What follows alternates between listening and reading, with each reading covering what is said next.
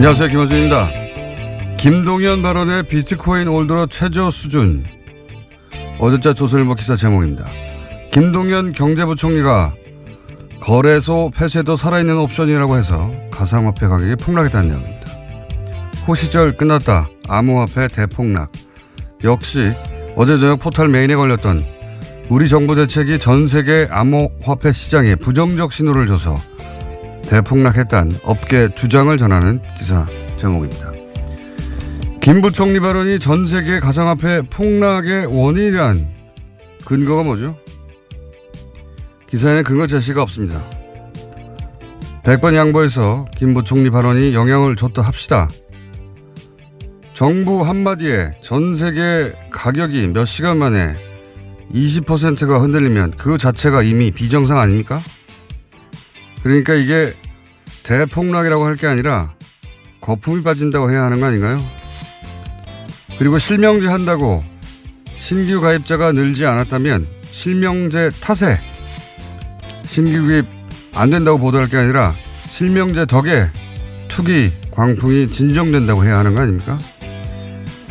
현재 한국 시장이 비정상이라는 걸 전제하지 않는 비트코인 관련 기사는 모두 정부 탓이라고 부추기는 정치적 의도를 가진 것이거나 아니면 기자 자신이 코인을 투자하고 있거나 둘 중 하나 아닙니까? 김원준 생각이었습니다.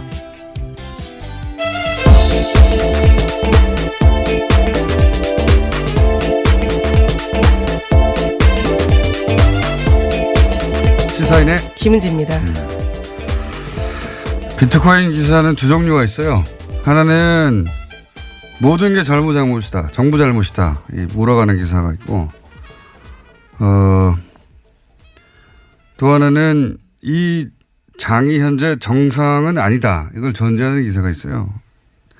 2013년 말인가요? 그때 두 달 만에 전 세계 코인 가격이 2배가 아니라 6배가 폭등한 적이 있어요. 그러니까 백 몇십 달러에서 1000달러 이상으로 갑자기 올라간 적이 있거든요. 근데 그 가격을 단 2달 만에 6배까지 올린 게 2개 봇이었다.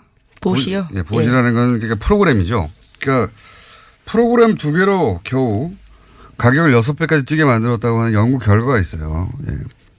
이 연구진이 경고한 것이 이 암호화폐, 가상화폐 뭐라고 부르든지 간에 이 시장은 엄청나게 조작이 쉽게 될 수 있다. 그런 경고의 메시지를 낸 거거든요. 지금 현재 시장도 크게 다르지가 않아요. 자꾸 기술 얘기하는데 기술이 주도하는 시장이 현재 아닙니다. 우리나라에서는 적어도. 예. 자기가 뭐에 투자하는지도 모르고 투자하는 사람들이 많아요. 그러니까 현재 시장이 비정상이다. 이걸 전제하지 않고 얘기하는 건 아주 나쁜 정치적 의도를 가지고 있거나 아니면 기자 본인이 하고 있거나 아니면 뭘 모르고 하거나. 예. 이게 그냥 하는 말이 아닌 게 과거에 이제 노년층 상대로 카톡이 돈다 이런 얘기 많았잖아요. 예. 보수적인 노년층을 상대로 해서 가짜뉴스 카톡이 돈다 이런 얘기 많았었는데 지금도 돌고 있다는 말들이 예. 많습니다. 근데 최근에 이런 게 20, 30대를 상대로 해서 대량으로 돌고 있는 게 있어요. 뭐냐면 이렇게 시작합니다. 대부분. 나는 원래 문재인 지지했는데 이렇게 시작해요. 그런데 정부가 코인러, 이제 코인을 하는 사람들 코인러라고 부르는 거죠. 코인러를 협박하기 때문에 우리 20, 30대가 문재인 정부의 등을 돌려야 된다. 실제 그런 내용이에요. 그러면서 지방선거 전에 심판을 해야 한다. 그리고 청와대 국민청원도 신기록을 세우자. 재산권을 지켜내자. 이런 매우 정치적인 공작의 냄새가 물씬 나는 카톡이 대량으로 돌고 있습니다. 그리고 조중동과 종편 잘 보면 비트코인 뉴스는 전부 정부가 잘못이라는 뉘앙스로 뉴스를 내요.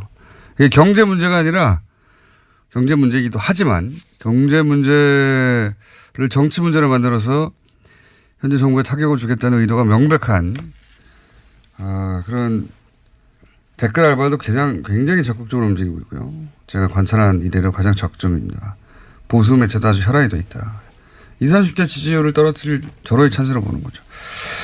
그런 정치적인 의도도 여기 비트코인에 섞여 들어가가지고 예, 경제 뉴스가 아주 아수라장이 되어 있습니다. 자, 이건 앞으로도 계속 다루겠습니다. 첫 번째 뉴스는요.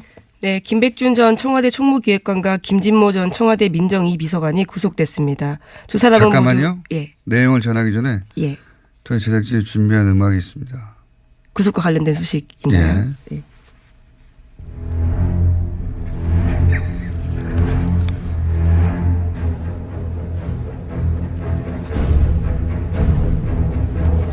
네. 조수의 예, 무언가 다가온다라는 느낌을 주는 음악이네요. 바로 그거예요. 예. 다가오고 있어요? 머지않았어요. 예. 네, 주어가 없습니다. 김백준 전 총무기획관은 여러 차례 얘기했지만 단순한 측근이 아닙니다. 예.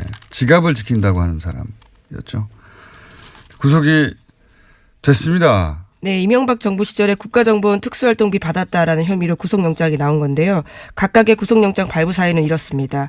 김백준 전 기획관은 죄를 범했다고 의심할 만한 상당한 이유가 있고 증거인멸의 염려가 있다라는 거고요. 또 김진모 전 비서관은 업무상 횡령 부분에 관한 혐의가 소명이 있고 증거인멸의 염려가 있다라고 합니다. 요사는 저희가 이제 영장 해설 전담 이정열 전 판사와 얘기 나눠보겠는데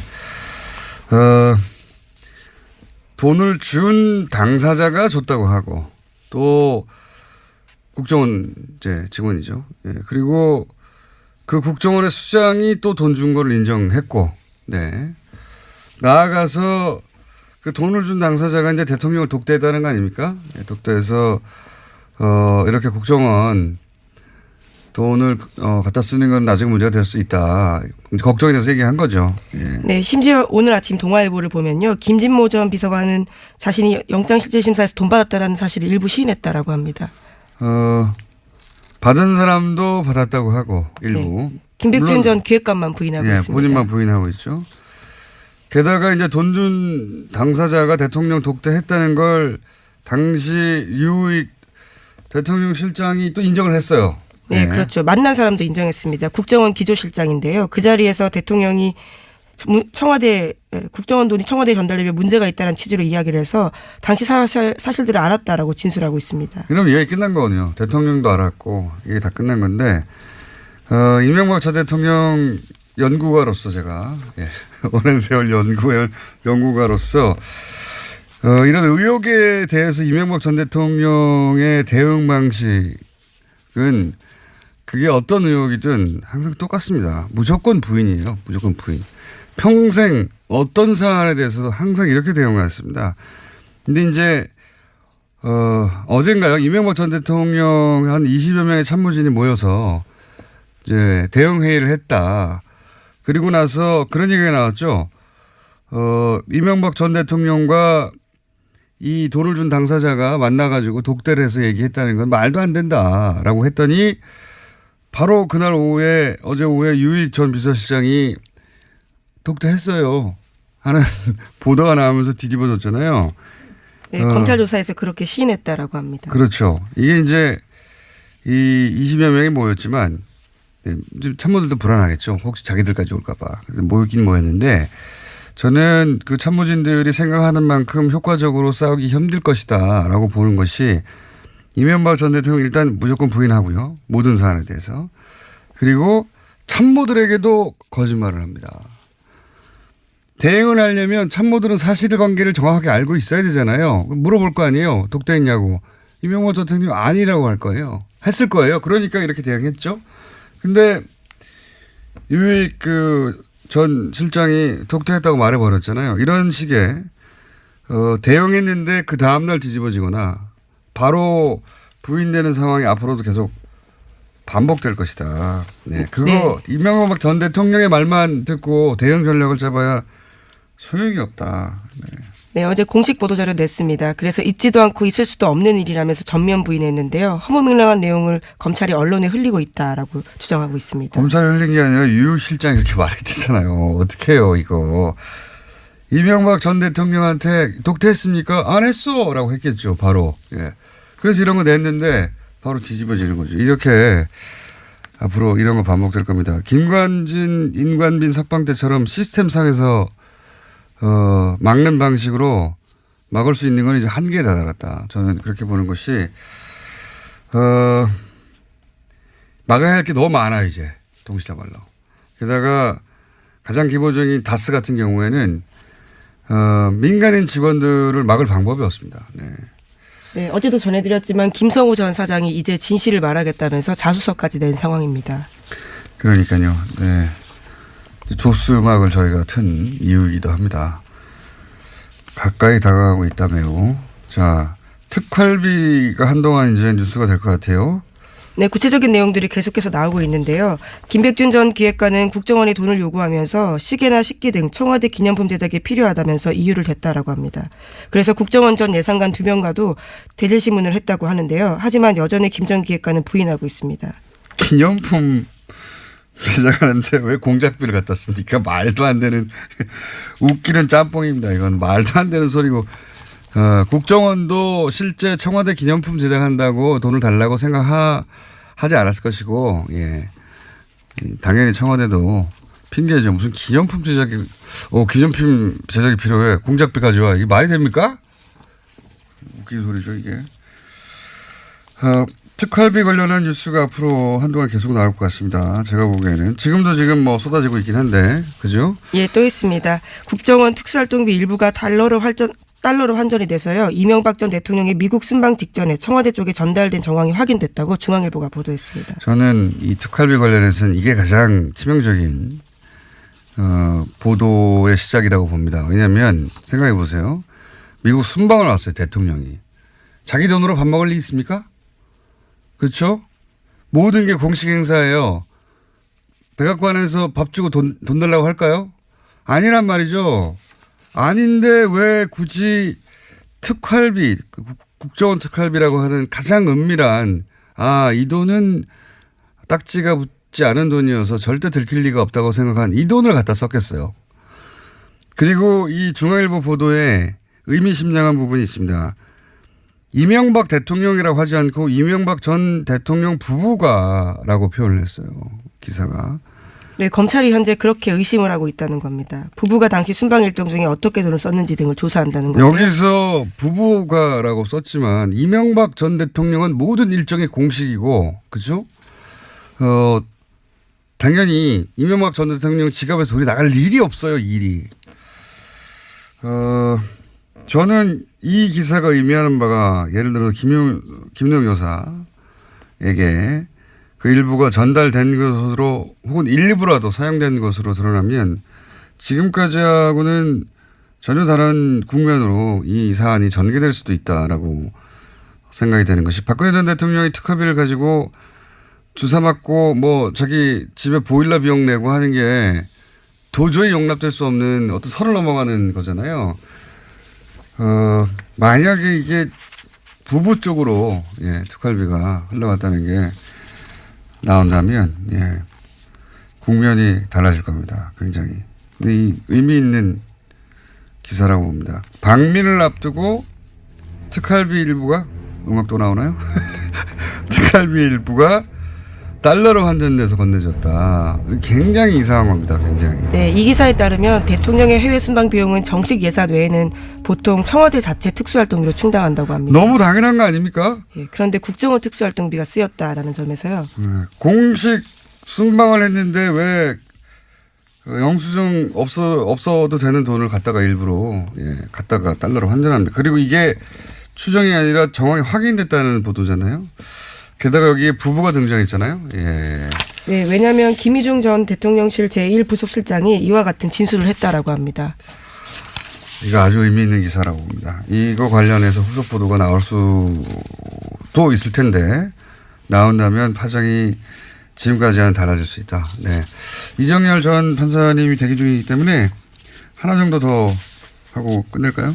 예. 네, 이명박 전 대통령의 처남 고 김대정 씨 관련된 이야기는 여러 차례 말씀드렸는데요. 김대정 씨의 부인이 최대 주주인 다스의 납품업체가 있습니다. 금강이라는 회사인데 이 회사를 지난 11일에 검찰이 압수수색했다라고 합니다. 그러면서 회계장부는 물론이고요. 대표이사의 휴대전화를 확보했다고 하는데 이 대표이사는 이명박 전 대통령의 오랜 자금관리인으로 알려졌습니다.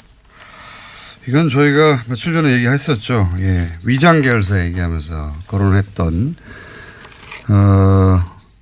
그 위장 계열사라고 표현했던 회사가 바로 이 회사를 의미하는 거였어요. 당시까지는 보도가 안 났기 때문에 제가 금광이라고 특정하지 않았는데 이전에 세광공업이라고 회사가 있었어요. 세광공업이 우리가 계속 얘기하고 있는 120억 다스 비자금 조성의 역할을 했던 회사거든요.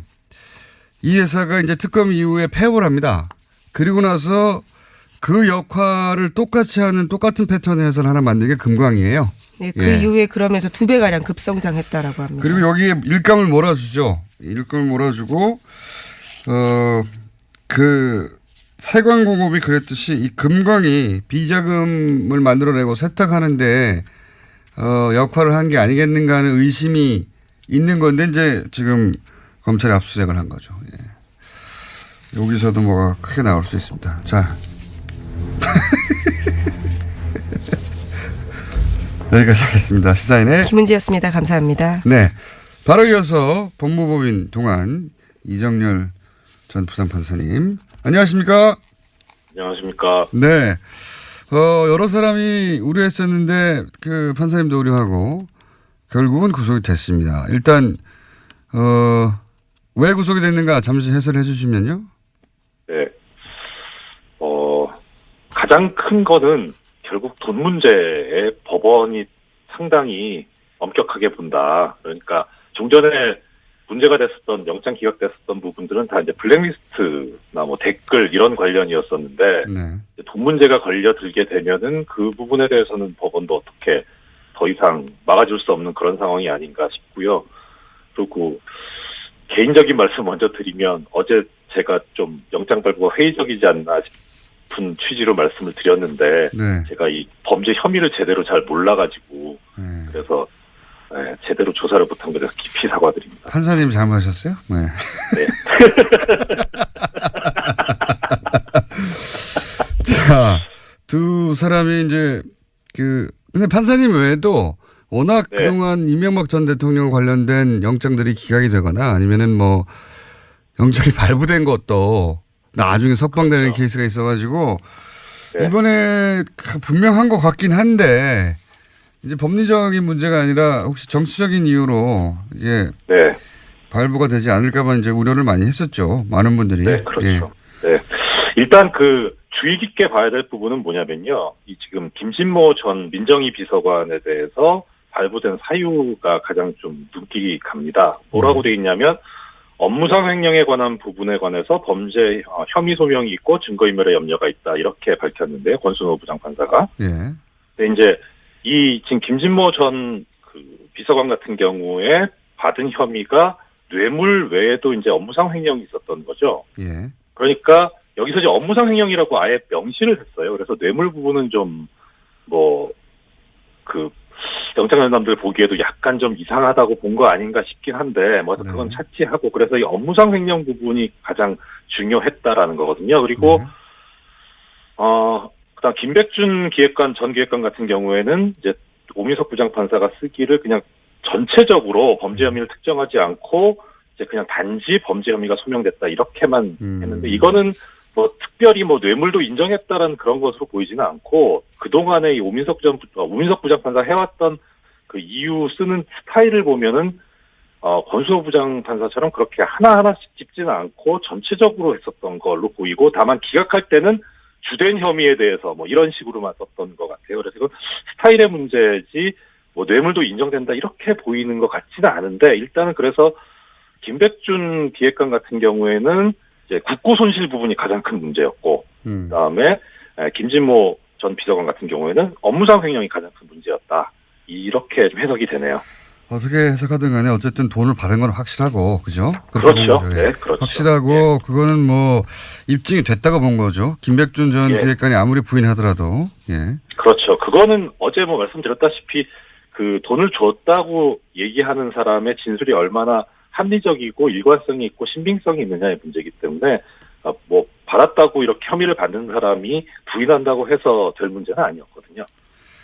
자, 그건 여기까지 하고요. 제가 네. 연결한 김에 한 가지만 더 여쭤보겠습니다. 어제 사실은 이 사법부, 그러니까 사법부에 저걸 뒀던 분들이나 저걸 두고 있는 분들한테는 굉장히 중요한 뉴스가 나오는데 크게 다뤄지지 않아서 한 가지만 여쭤보자면 네.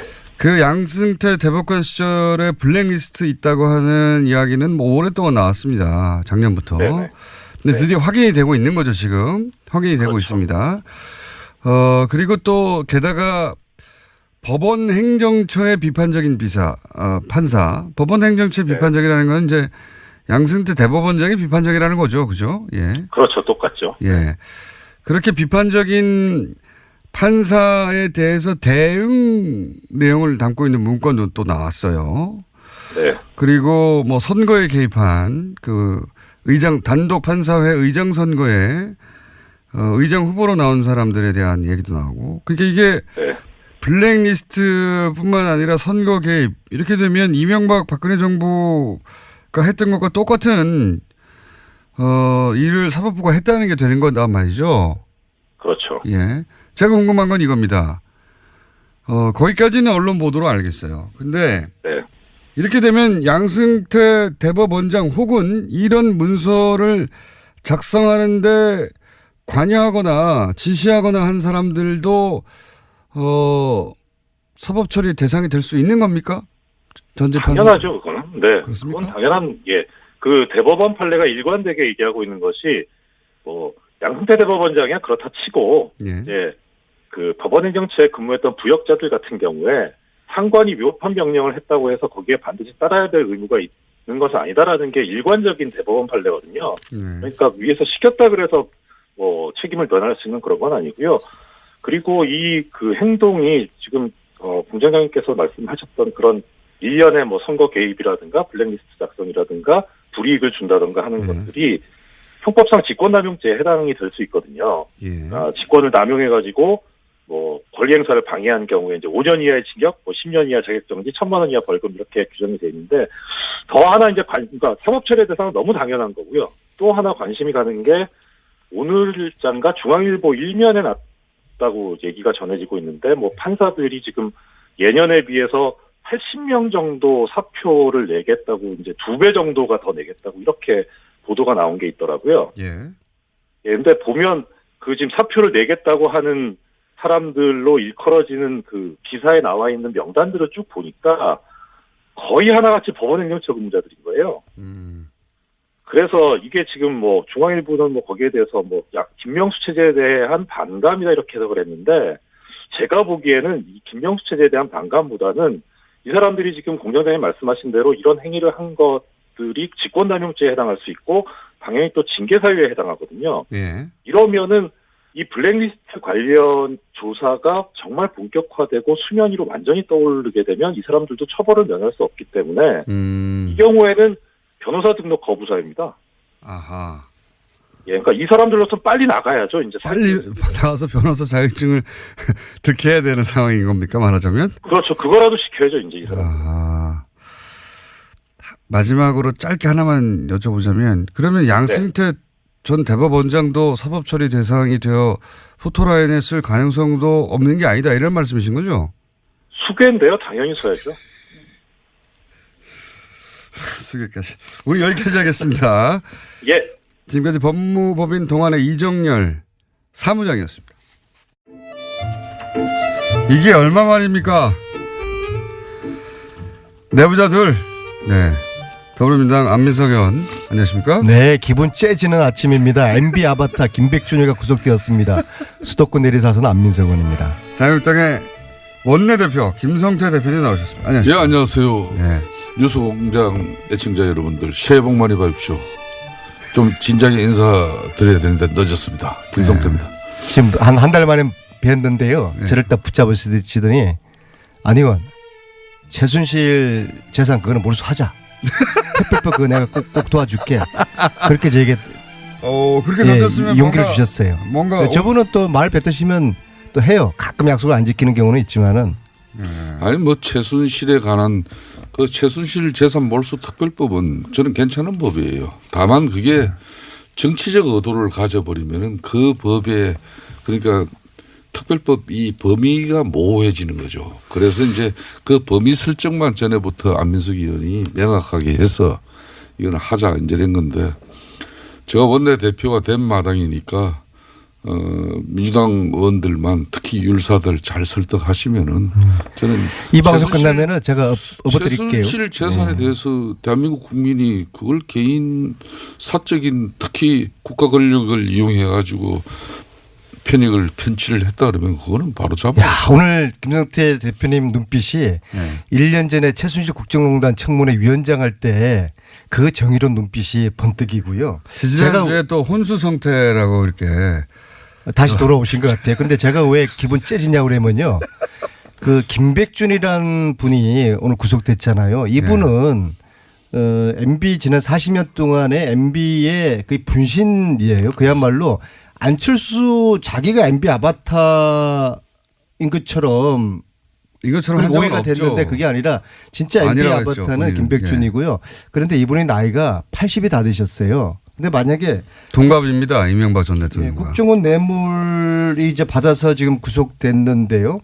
이분은 이제 형을 살게 되면은 그 특정 범죄 가중처벌이라는 것 때문에 뇌물죄에다가 국고 손실을 시키지 않습니까? 평생 이제 뭐 죽을 때까지 감옥에 살아야 되기 때문에 과연 이 죄를 다 뒤집을 것인가. MB가 시키는 대로 했다고 이제 자백을 하게 되면은 이제 구정 전에는 MB는 포트라인에 서고 구정전이요? 될 수밖에 없을 거라고 봅니다. 구정전에 포토라인 쓴다는데 어떻게 그러니까 보십니까? 사실 까놓고 말해서 문재인 정권에 까놓고 말해서는 방송 용어 아니니까 다시 깨놓고 말해서 깨놓고 문재인 정권의 궁극적인 타겟이 이명박 전 대통령이라는 것은 대한민국 삼척 동자도 다 아는 이제 사실 아닙니까?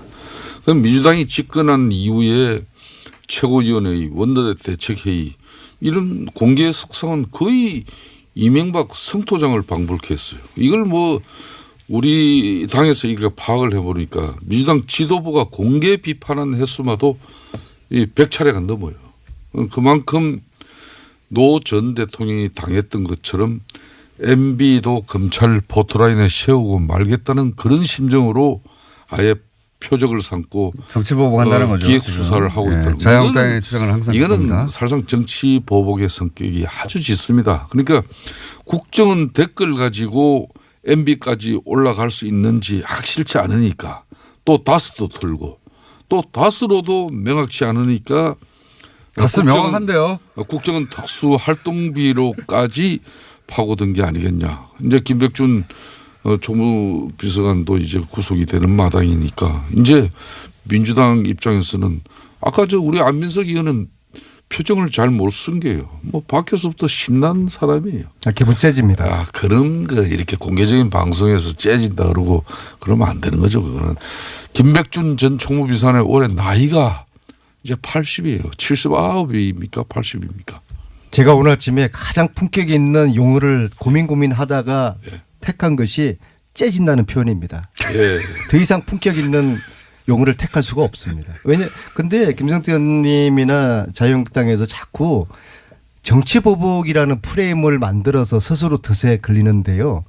과거의 죄를 단죄하는 거, 과거의 정의와 진실을 밝혀내는 이것이 정치보복이라고 하면은 대한민국의 정의와 진실은 없는 겁니다. 안민석 의원님. 그리고 팩트를 가지고 사실을 가지고 말씀을 하셔야죠. 무조건 정치보복을 우게 되면 안 되고요. 어떻게 20대 여직원이 120억 원을 횡령했습니까?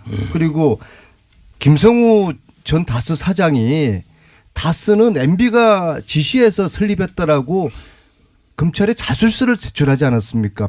빼박이 돼버린 거예요. 그리고 MB의 아들 이시영 씨, 이분이 다스에서 초고속 승진을 5년 동안 했어요. 이런 팩트를 가지고 이것은 사실이 아니다라는 반박을 하셔야지. 좋습니다. 무조건 진실이 밝혀지는 대로 그것은 정치보복이라고 해버리면은 제가 다 그런 게 아니에요. 빠지는 겁니다. 안민석 의원님. 저는 처음부터 다스 문제는 MB 개인의 문제이고 또 MB가 직접 해결해야 할 문제해야 할 사안이라고 제가 원내대표가 되고 나서 공개적인 입장을 가진 사람이에요. 그렇지만 아까 말씀드린 이 특활비로 가지고 이제 또 김백준 전 청와대 총무비서관이 구속되고 이 특활비의 사용 용처가 MB 지시에 의해서 이루어졌다는 걸 그렇게 이제 맞춰가는 거 아닙니까? 이렇게 가는 부분은 이거는 저는 자 특활비라는 부분이 특활비가 뭡니까? 이 국정원 특활비가 제가 지난 정권 될 수 있으면 안 하려고 그러는데 DJ 노무현 정권에서는 그걸 가지고 때로는 수조원 북한의 뭐 김정일 정권에게 오늘날 핵미사일로 되돌아온 북한의 통치자금으로까지 전달된 거예요. 또 아울러서 수조는 과장인데요. 네. 그래도 DJ와 노무현이가 국정원에서 돈을 받았습니까? 아니, 제가 물타기 하지 마시고요. DJ 최측근인 사람들이 김옥두 전 총장이라든지 이런 건노갑 이런 최측근이라는 사람들도 국정원 수표에 사용한 그런 내용들이 이미 나오고 있지 않습니까? 오늘 이 방송 끝나면 제가 욕먹게 생겼어요. 제발 저한테 김성태 의원님이 엉뚱한 말씀하시면 자꾸 사람들이 저한테 안민석 당신이 김성태 1년 반 동안 길을 잘못 들어가지고 이상해졌다라고 하면서 저한테 뭐라고 그러시는데 제가 원내대표 방송에서 반박하시면 되지 제가 않습니까? 원내대표 되셨을 때 네. 세 가지 제가 산불 원내대표로서 성공하기 위해서는 산불 이거를 명심하시라. 기억 안 나십니까? 첫 번째 적폐청산 이거 방해하지 마라 이러셨죠. 자꾸 저는 그런 식으로 물타기 하시고 그 정치보복이라 하시면은 적폐청산 방해하는 겁니다. 근데 두 번째 홍준표 사당화. 세 번째가 두 번째. 세 번째가 새가 안 나가지고 갑자기 아니, 메모를 뒤적뒤적. 아니 제가 워낙 이제 충정어린 제가 말씀드리다 보니까 홍준표 사당화 여기에 휘둘리지 마라. 세 번째가 뭡니까? 네? 세 번째가 친박 그대로 두지 마라. 요 세 가지 산불 어려운 것도 아니고 제가 그 충을 드렸지 않습니까? 요거 세 개만 저 산불 잘 이행하시면은 성공하는 원내대표가 되실 텐데 이걸 왜 안 하세요? 자, 지금 이제 적폐청산이라는 것은 과거에 잘못된 제도나 관행을 뿌리채 뽑아버리자는 거 아니에요. 그거 저희들 방해하지 않습니다. 제도뿐만 아니라 인적 다만 해야죠. 이런 부분이 정치보복, 정책보복, 인사보복으로 그런 명분을 축적하고 명분을 가져가기 위한 수단으로 적폐청산이나 이런 간판이 내걸어졌다면 그거는 잘못됐다는 거예요. 또 그리고 적폐청산이라는 게 어떻게 희한하게 박근혜 정권과 문재인 이명박 정권에만 적폐가 있고 어떻게 노무현 DJ 정권에는 적폐가 하나도 없었습니까? 참 그 묘한 일이에요. 제가 드리는 말씀은 저희 자유한국당 같은 경우도 아직도 제1야당이 됐는데 국민적 신뢰와 지지를 회복하지 못하고 있지 않습니까? 그게 뭐 때문에 그렇습니까? 바로 최순실 국정농단의 그 분노가 아직까지 사그러들지 않고 있다는 거예요. 즉 그 말은 우리도 아니 한번 그래서 산불을 이거를 안 지키겠다는 말씀이 제 말씀을 제 충고를 무시하겠다는 말씀이세요? 아니 그렇게 몰고 가지 마시고 저 이야기도 좀 들어보세요. 제가 드리는 말씀은 잘못된 제도 관행 뿌리 뽑자 이거예요. 그렇지만은 이걸 특정 정권에 사람은 봐주고 사람은 죄 지은 사람은 봐주고 제가 한 말씀만 드릴게요. 바꾸자. 안민석 의원님. 네.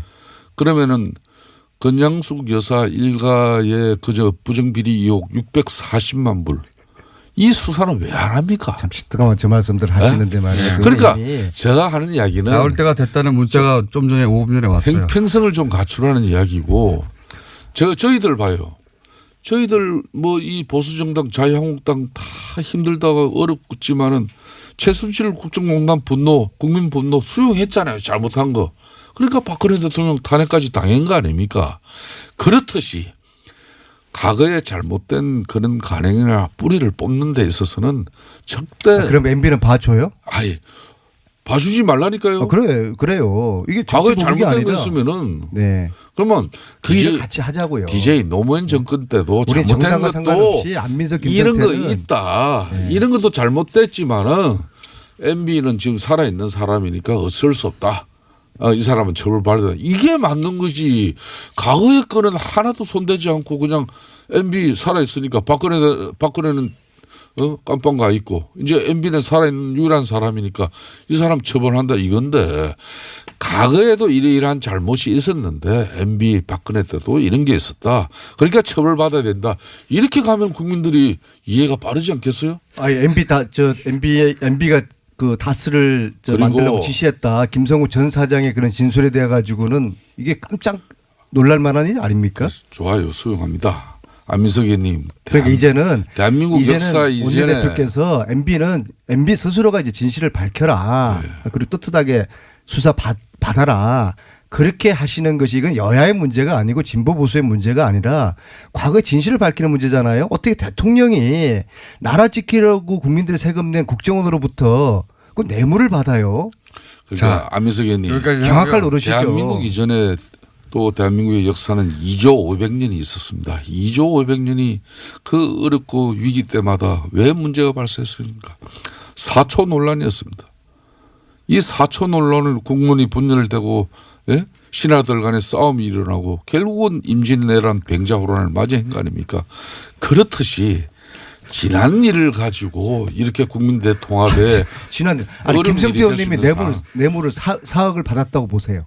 그 왜 또 남의 이름을 갖다가 말이에요. 그건 있을 수가 없는 게 아니에요. 안민석 의원이 그럼 5억 받았다고 쳐봅시다. 그럼 우리는 그렇게 이야기해봐요. 우리는 형을 10년 이상을 받아야 돼요. 예. 그죠? 1억 이상 뇌물을 받으면은 그렇습니다. 이것은 청와대에 있던 MB의 아바타 김백준 씨가 다른 것도 아닌 국정원으로부터 뇌물을 4억 원을 받았어요. 그런데 이것이 김백준 본인이 썼겠습니까? MB가 몰랐겠습니까? MB한테 보고를 하지 않았겠습니까?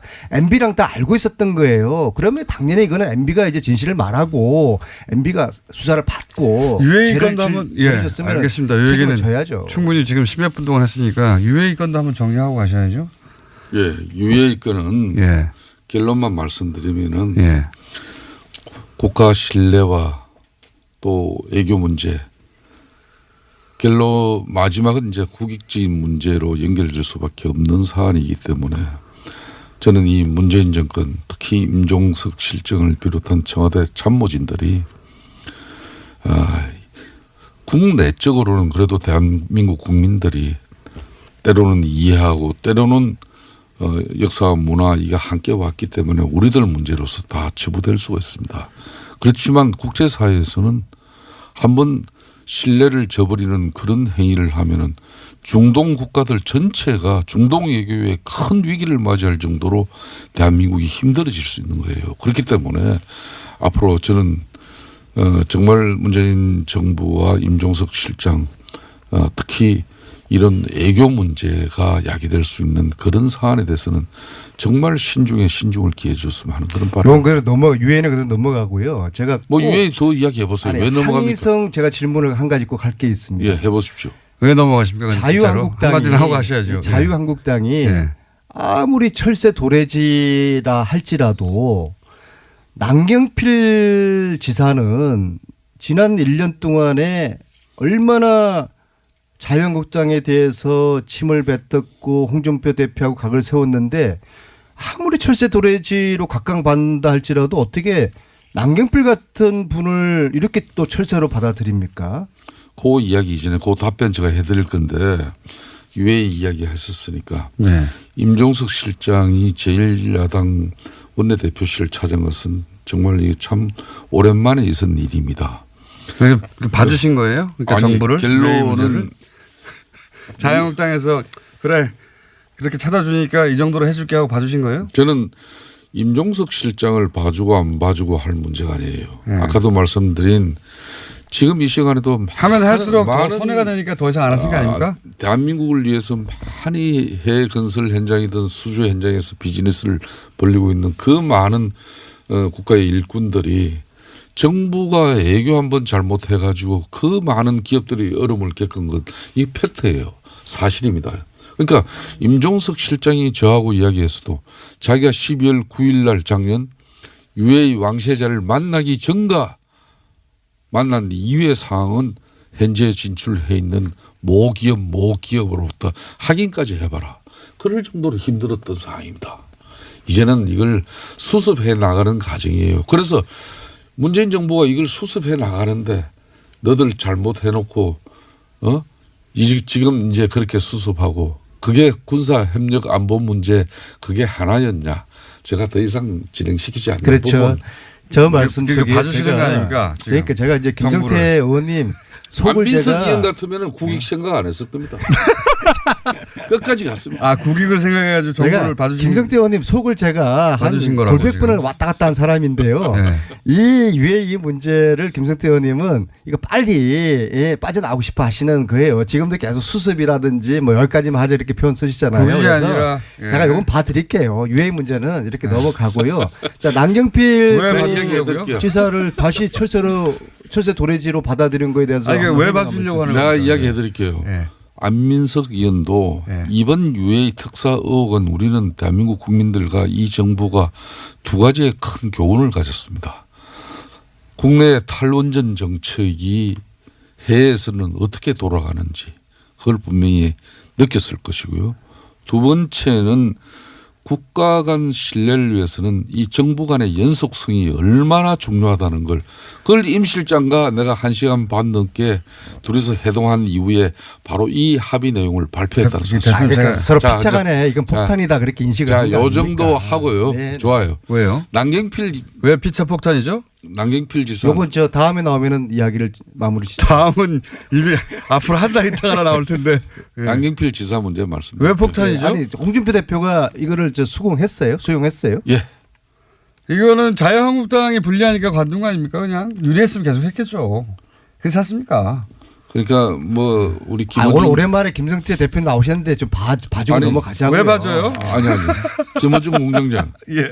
내일이라도 예. 청와대 임종석 실장과 예. 저를 여기 앉히세요. 더 깊은 이야기 듣고 싶어요. 임 실장은 바빠요. 이 문제 가지고 예. 그 임 실장이 나올 만큼 이렇게 한가하지 않아요. 이거. 바빠도 이 문제는 또 나와서 국민적 의혹을 해소할 그러니까 필요가 남경필 있을 부분이 있으면 지사는 풀어야죠. 지방선거에서 바른정당으로 나가면은 도저히 안 될 것 같으니까 뭐 철새 욕을 먹고서라도 한국당으로 지금 간 거 아닙니까? 자, 아닙니까? 이재명 시장이 말이에요. 네이버로부터 이재명 시장이 왜 나와요? 성남시가 떠나왔다 이거. 공익법인 재단으로 만든 이 희망살림이라는 이 단체가 있습니다. 이 단체는 아니, 지난번에 한 30번 서너 번 하셨어요. 서너 번 30번 하셨어요. 하셨으니까 오늘은 이 얘기 하시죠. 바른정당과 국민의당 통합됩니까? 지금 1분밖에 안 남았어요. 저는 통합이 되긴 되더라도 상당히 애초 계획했던 그 모양새가 아니기 때문에 정치적으로는 상당한 어려움이 있을 거라고 봅니다. 이제 자유한국당이 이제 일당이 될 가능성이 많아요. 왜냐하면 지금 남아있는 바른정당 9분 중에서도 거의 다 지금 짐쌀 지금 준비를. 거의 다는 말이 안 되죠. 아니, 저는 결국에는 네. 유승민 홀로당이 될 거라고 보고요. 그렇지는 않을 거라고. 그러면은 몇 명 더 통합의 올수 있습니까? 동력이 상당히 떨어질 수밖에 없을 겁니다. 안민석 대표님. 의원 정확하게 얘기합니다. 몇 명 더 올 수 있습니까?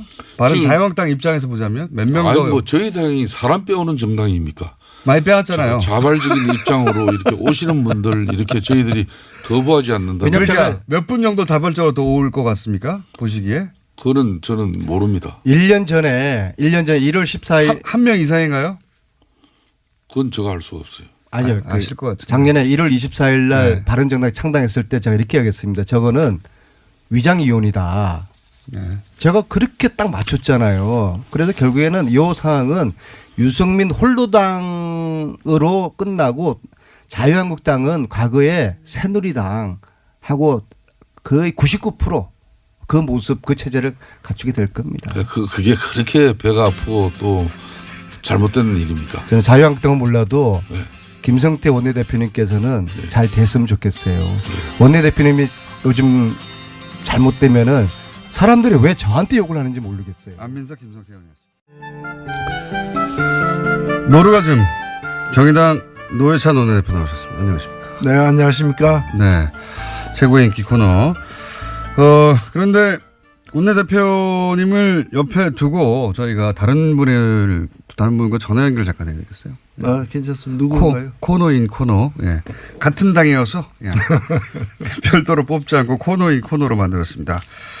어제 페이스북에 갑자기 글을 하나 올리셨어요. 예. UAE 관련해가지고 새로운 사실을 깨달았다고. 그래서 저희가 긴급히 전화 연결을 합니다. UAE 관련해서 홈런을 날리셨던 분이죠. 정의당 김종대 의원 전화 연결되어 있습니다. 안녕하십니까? 네, 안녕하세요. 네. 어제 페이스북에다가 내가 이걸 왜 몰랐을까? 아, 맞다. 이런 글을 올리셨어요? 네. 내용을 좀 소개해 주십시오. 뭡니까? 예, 몇 가지가 있는데요. 네. 우리가 지난주 9일 날 화요일 날 그 김태형 장관이 네. UAE하고 군사비밀협정은 대통령과 국회 모르게 내가 다 했다. 그랬죠. 이러면서 충격적인 인터뷰를 했는데 예.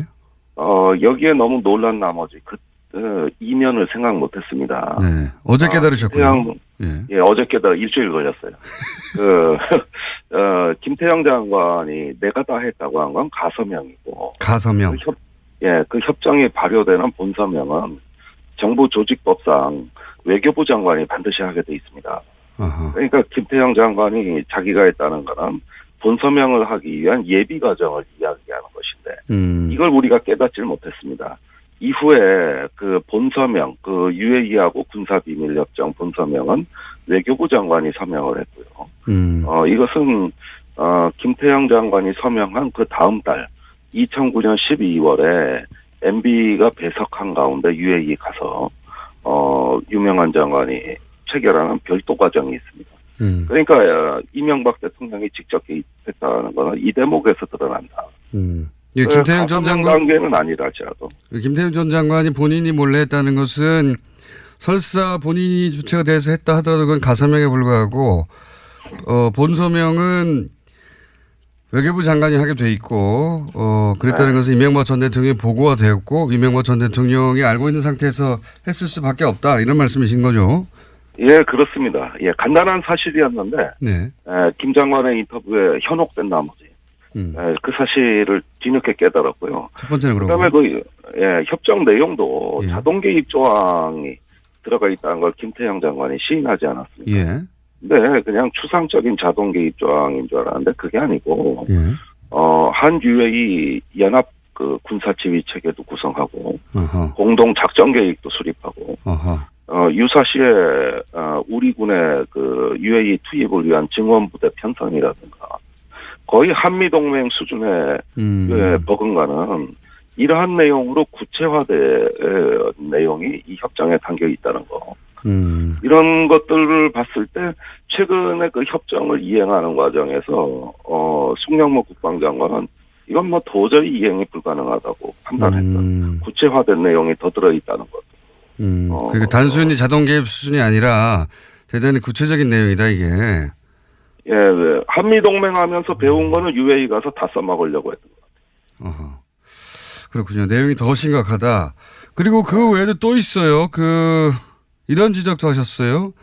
이것이 이제 임종석 대통령 비서실장이 UAE 방문해서 이런 일이 터진 거라고 언론들은 보도를 했고 전반적으로 다들 그렇게 이해했는데 그게 아니다. 이 문제가 본격적으로 불거진 것은 다른 시발점이 있다. 이렇게 말씀하셨어요? 저는 의혹의 초점은 작년 11월 중순이에요. 네. 이명박 대통령이 왜 중동에 방문했느냐. 바레인을 갔었죠. 그때 당시에 바레인에 간 걸로 되어 있단 말입니다. 예. 근데 분명히 그 전에 11월 초에 송영무 장관이 갔을 때도 그다지 탈이 안 났는데 네.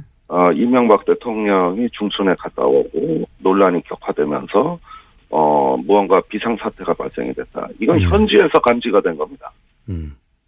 그래서 왜 그때 이명박 대통령이 급히 중동에 방문했느냐. 이게 의혹의 초점이 될 수밖에 없다고. 그러니까 초점이 임종석 비서실장이 왜 방문이 아니라 이명박 전 대통령의 중동 방문으로 맞춰줘야 된다. 이런 말씀이시네요? 네, 그렇습니다. 그때 혹시 중동에 이명박 전 대통령이 급히 방문했을 때 무슨 일이 있었는지는 아직 정확하게 모르시는 거죠? 예, 제가 일단은 뭐 듣고 있는 증언은, 예. UAE를 사이에 두고, 예. 문재인 정부와 이명박 대통령 간에 묘한 게임이 전개되고 있었다고 보는 것이죠.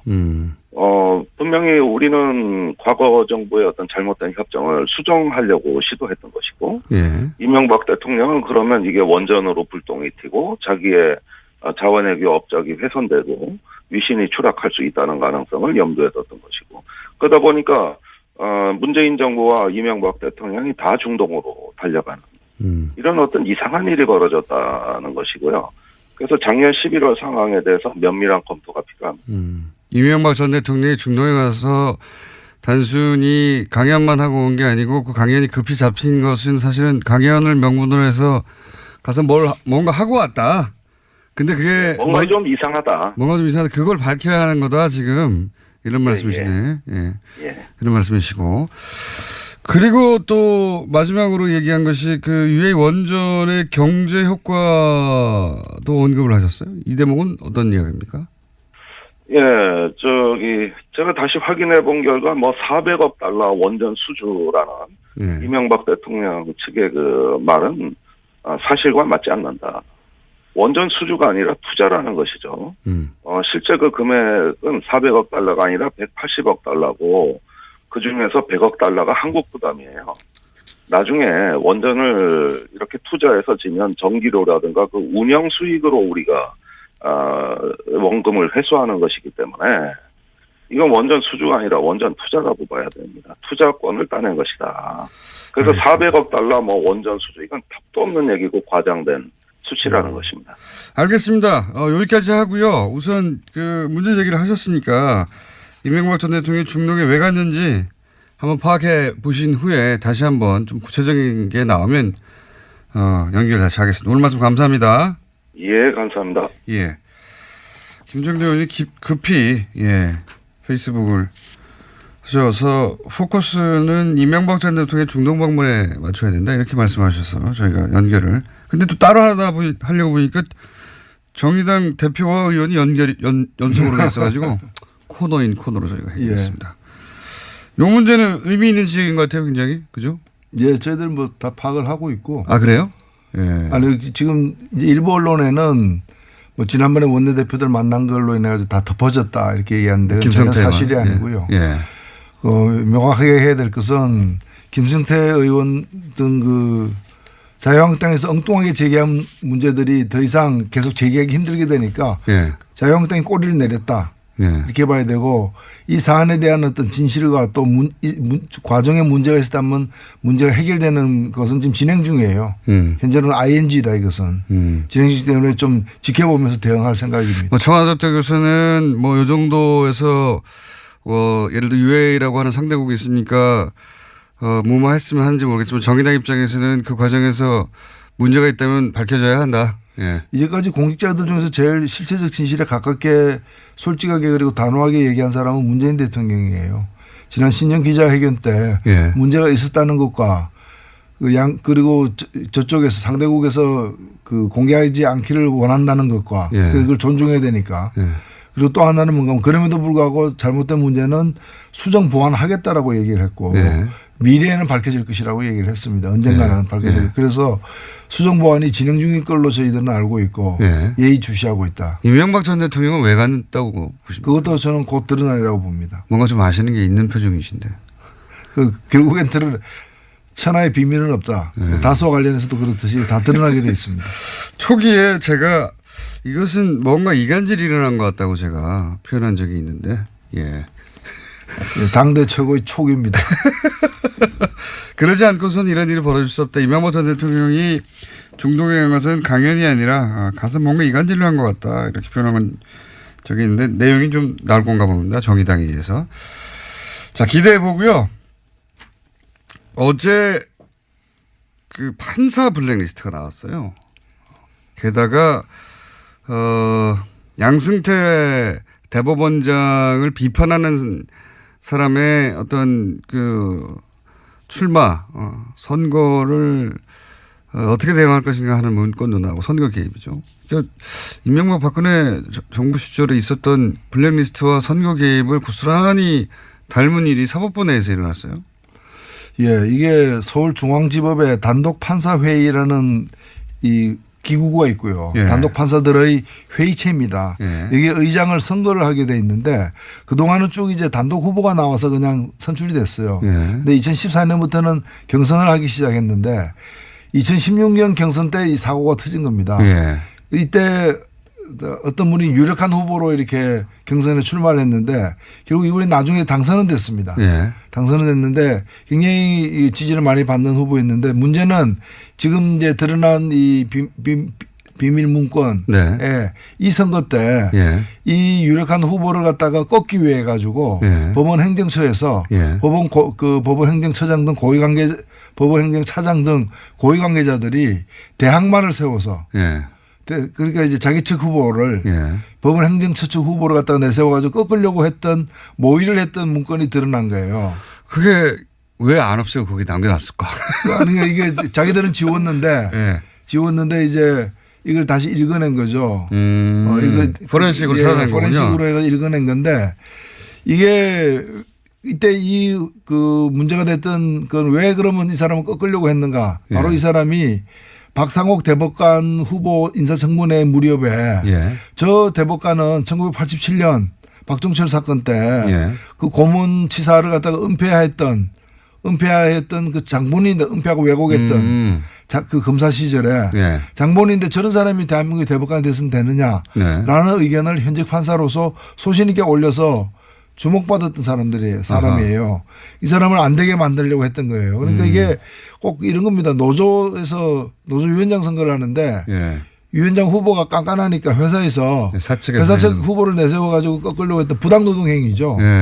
이게 사실은 헌법의 법관의 독립이라는 게 외부 권력으로부터의 독립도 있지만 사법부 내부에서의 독립도 중요한데 헌법을 갖다 위배한 부분이 있고 또 이것은 이 법률적으로도 보면은 이거야말로 직권남용인 거죠.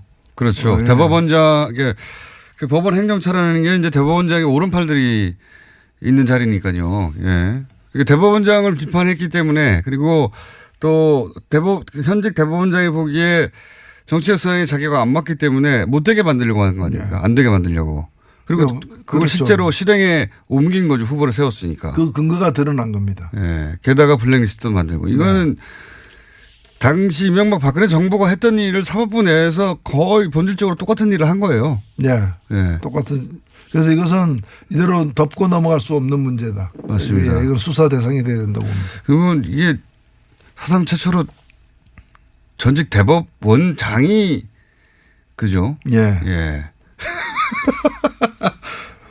대법원장이 지금 포토라인에 쓰는 거 아니야? 이런 얘기까지 나오고 있어요.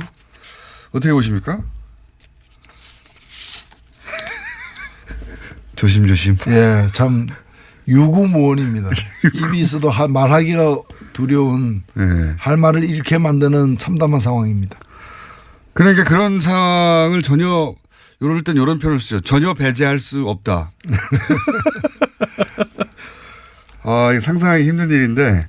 근데 보통 이런 얘기는 이제 추정과 또는 뭐 그 주장과 이런 게 난무하는 수준에서 시끄럽다가 끝나야 되는데 이번에는 문건들이 나와버려서요. 이게 이제 당시에 문제가 됐을 때 이 PC를 확보하고 그 PC를 계속 복원하고 있었지 않습니까? 근데 이걸 못 열게 했었죠.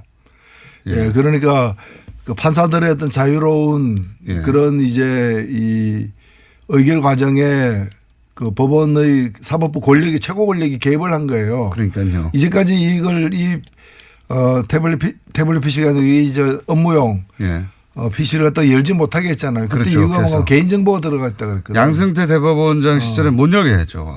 개인의 사생활이 들어가 있을 수 있기 때문에 열면 안 된다. 프라이버시 침해다고 했는데 그럼 이러한 부당한 개입이 대법원장의 사생활이었냐.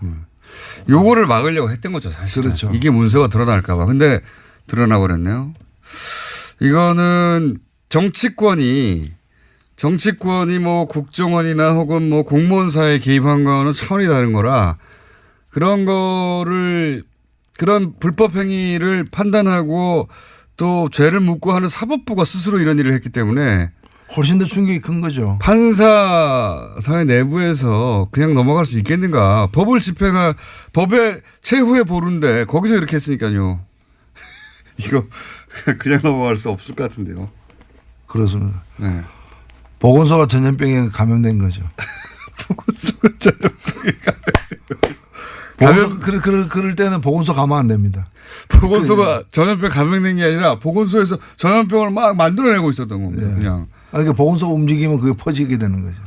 예, 그런 상황입니다. 이거 이제 그 보도가 그렇게 많이 되고 있지는 않은데 내용적으로 보면 굉장히 우리 사회에 큰 파장을 미칠 사건입니다. 예. 정치인들은 감옥에 갔다가도 다시 나와서 또 국회의원 되기도 하잖아요. 예.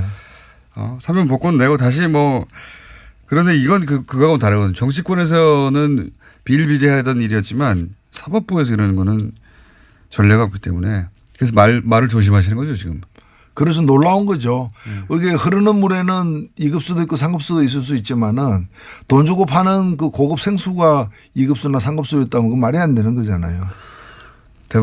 양승태 전 대법원장 어떻게 해야 됩니까? 일단은 저는 뭐 엄정하게 예. 수사할 것은 수사하고 조사할 건 조사해야 된다고 봅니다. 자, 그런 큰 사건이 하나 있습니다. 그리고 국민의당 바른정당도 이제 점입가경 상태입니다. 이제 네. 뭐 되돌릴 수는 전혀 없고요. 예. 다리는 서로 건넜고요, 완전히. 예. 근데 바른정당은 근데 또 추가로 탈당을 박인숙 의원이 해서 바른정당이 한 자릿수로 줄어버렸어요. 네. 한두 명 더 할 수도 있을 것 같고. 네. 원희룡 제주지사도 망설이는 것 같고요. 그리고 안철수 대표 국민의당에서는 이제 전당대회를 어떻게든 치러야 되니까 물러설 수가 없잖아요. 물러서면 네. 다 죽으니까. 그러니까 전당대회를 치러야 되는데 전당대회를 치러서 사실은 거기서 합당을 결정해내기가 굉장히 어려우니까 지금 당규를 바꾸고 있다고 하죠. 네. 예. 맞춤형 당규죠. 예. 그래서 뭐 분산도 시도하고 또 예. 온라인 오프라인 나누고 하여튼 예. 근데 전체적으로 보면은 어떻게 하든 온갖 무리수를 갖다가 감수해서라도 예. 목적은 달성하겠다. 그런 거죠. 라는 예. 태세인 것 같고 그래서 그렇다 보면은 목적은 달성될 수도 있습니다. 맞습니다. 근데 이제 그 손에 쥐는 게 뭔가 예. 이사를 했는데 이사 비용이 집값보다 더 비싸. 그럼 왜 이사를 했느냐. 집값보다 더 비싸. 예. 그러니까 지금 바꾼 당규는 이런 식인 거죠. 국회에서 국회의장이 본회의를 하고 본회의장 안에 국회의원들 다 모여서 하는데 네. 그게 아니라 이제 국회 본회의를 본회의장에서만 하는 것으로 인정하는 게 아니라 저기 동사무소에서 비디오로 중계하면 거기서도 본회의 하는 걸로 쳐주고 그죠? 예. 뭐 그렇게 바꾼 거예요. 굉장히 무리수인데 어쨌든 그렇게 했습니다. 바꿨어요. 당권을 가지고 있다 보니까. 그래서 전당대회에서 어떻게든 합당, 그리고 이제 의장의 권한도 이제 뭐랄까요. 제한했죠. 굉장히. 예. 원래는 의장이 이제 개회를 선언해야 되는데 시간만 되면 자동으로 개표가 되고 시간만 되면 개표가 끝나는 것으로 만들어 버려가지고 혹시 의장이 도장이 망치로 쾅쾅쾅 안 두드릴까봐 예, 그것도 장치를 만들고 해서 어떻게든 되긴 될 것도 같아요. 그렇습니다. 되긴 될 것도 같습니다. 이걸 어떻게 보십니까? 바른정당 그 와중에도 또 이제 각 대표들은 자기 정치적 입장을 드러내야 되니까 바른정당 유승민 대표는 한반도기를 들고 입장하는 거는 안 된다라고 했고 안철수 대표는 한반도기도 안 되고 인공기도 안 된다.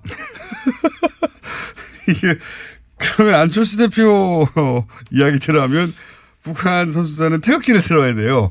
인공기도 안 되고 한반도기도 안 되면 어쨌든 이 입장에 대해서는 어떻게 근데 생각하십니까? 한반도기는 이제까지 제가 기록을 보니까 7번이나 이미 여러 번 했죠. 같이 들었던 기억이 있고요. 그다음에 한반도기는 뭔가면은 국가기관입니다. 예. 우리가 이제 공동선수단이라는 이름으로 뭔가 정치적으로 의미 있는 퍼포먼스를 하기 때문에 그게 합당하게 그 길을 갖다 양쪽 그래. 길을 다 들 수 없어 드는 거고요. 상징이 만일에 그냥. 그 선수들이 입상을 하게 되고 메달을 따게 되면 올라가는 깃발은 그 자기네 국가의 당연히요. 깃발, 인공기나 태극기가 올라가는 거고 너무 당연한 거고. 공동선수단일 경우에는 합의에 따라서 예. 한반도기가 올라갈 수도 있고 각각의 기가 공동으로 두 개 다 올라갈 수도 있는 예. 그건 합의가 아직 안 됐기 때문에 지켜봐야 될 거고 그래서 태극기가 안 올라간다거나 또는 인공기에 대해서 인공기를 들고 들어오면 안 된다는 얘기는 저는 상당히 충격적이에요. 그러니까 북한을 어떻게 하라는 겁니까 그러면? 그거는 참가하지 말라는 얘기 아니에요. 참가하면 자기 나라 국기를 드는 건데. 북한이 참가한 모든 올림픽에서 인공기를 들고 들어갔어요. 북한만이 아니라 모든 참가 국가가 그렇죠. 당연한 권리죠. 너무 당연한 건데. 이게 정말 금성에서 온 분이 아닌가. 안철수 대표가 갑자기 한반도기는 안 된다. 이거는 이제 유승민 대표하고 그러니까 태극기를 들어야 된다는 의미죠. 이거는. 네. 그렇게 이해할 수도 있는데 인공기도 안 된다는 건 제가 처음 들어본 아니 자기들 국기인데 그걸 못 들게 하는 게 말이 됩니까? 전혀 진짜 뭐 외계에서 온 게 아닌가. 인공기도 안 된다는 건 처음 들어본. 전당대회가 무산되면은 한국을 떠날 수밖에 없다고 얘기했는데 떠나면 어디로 갈 것인가 저는 금성으로 갈 거라고 확신합니다. 그러니까 이제 보수적인 본인의 나는 보수적이라고 하는 색깔을 더 강하게 드러내기 위해서 그런 말까지 간 것 같은데. 근데 한반도기 처음 들게 된 게 어느 정권 때인 줄 아세요? 그게 노태우 정권 때 아닙니까? 예. 저는 굉장히 오래됐어요. 진심으로 바라건대 유승민 대표나 안철수 대표가 배워야 될 사람이 딴 사람보다는 노태우 대통령입니다. 남북관계에 대해서 그 노태우 대통령 우리가 알다시피 군부 쿠데타 세력이고 90년대 뼛속까지 보수주의자입니다. 그러나 이분이 남북관계에 대해서 어떤 인식과 태도를 보였고 어떤 그 업적을 남겼는가 남북기본 합의서를 포함해서 그건 좀 보고 배우기를 바랍니다. 이게 진짜 90년대에 끝난 이야기거든요. 이거는. 네. 예. 그 한반도기를 들었다고 해가지고 우리가 북한 편을 드는 것도 아니고. 들면 한반도기를 들어야지 일본 열도기를 들 겁니까? 근데 이게 2018년에 다시 한반도기는 안 된다고 하는 게 야, 이 시계를 거꾸로 들어도 너무. 한반도기는 안 된다고 할 것 같으면은 남북 대화 안 된다. 이렇게 얘기해야 앞뒤가 맞는 얘기인데 그런 얘기는 또 왜 안 하는 거죠? 이거 한반도기를 들고 뭐 다니엘 탁구팀이 세계대회를 우승한 적도 있고요. 그렇죠. 이미 너무 많아요. 이 기록은. 근데 갑자기 이건 안 된다고 하고 더 나아가서는 인공기는 절대 안 된다. 이거는 처음 들어본 이야기예요. 어디서도 들어본 적이 없는 그런 이야기들이 오고 가고 있습니다. 네. 저도 이 무슨 얘기 인공기를 못 들게 할 권리가 없는데 누구에게도 예? IOC도 없고 아무것도 없는데 그런 얘기가 나왔습니다. 자, 다스는 이제 거의 끝나가는 거 같죠?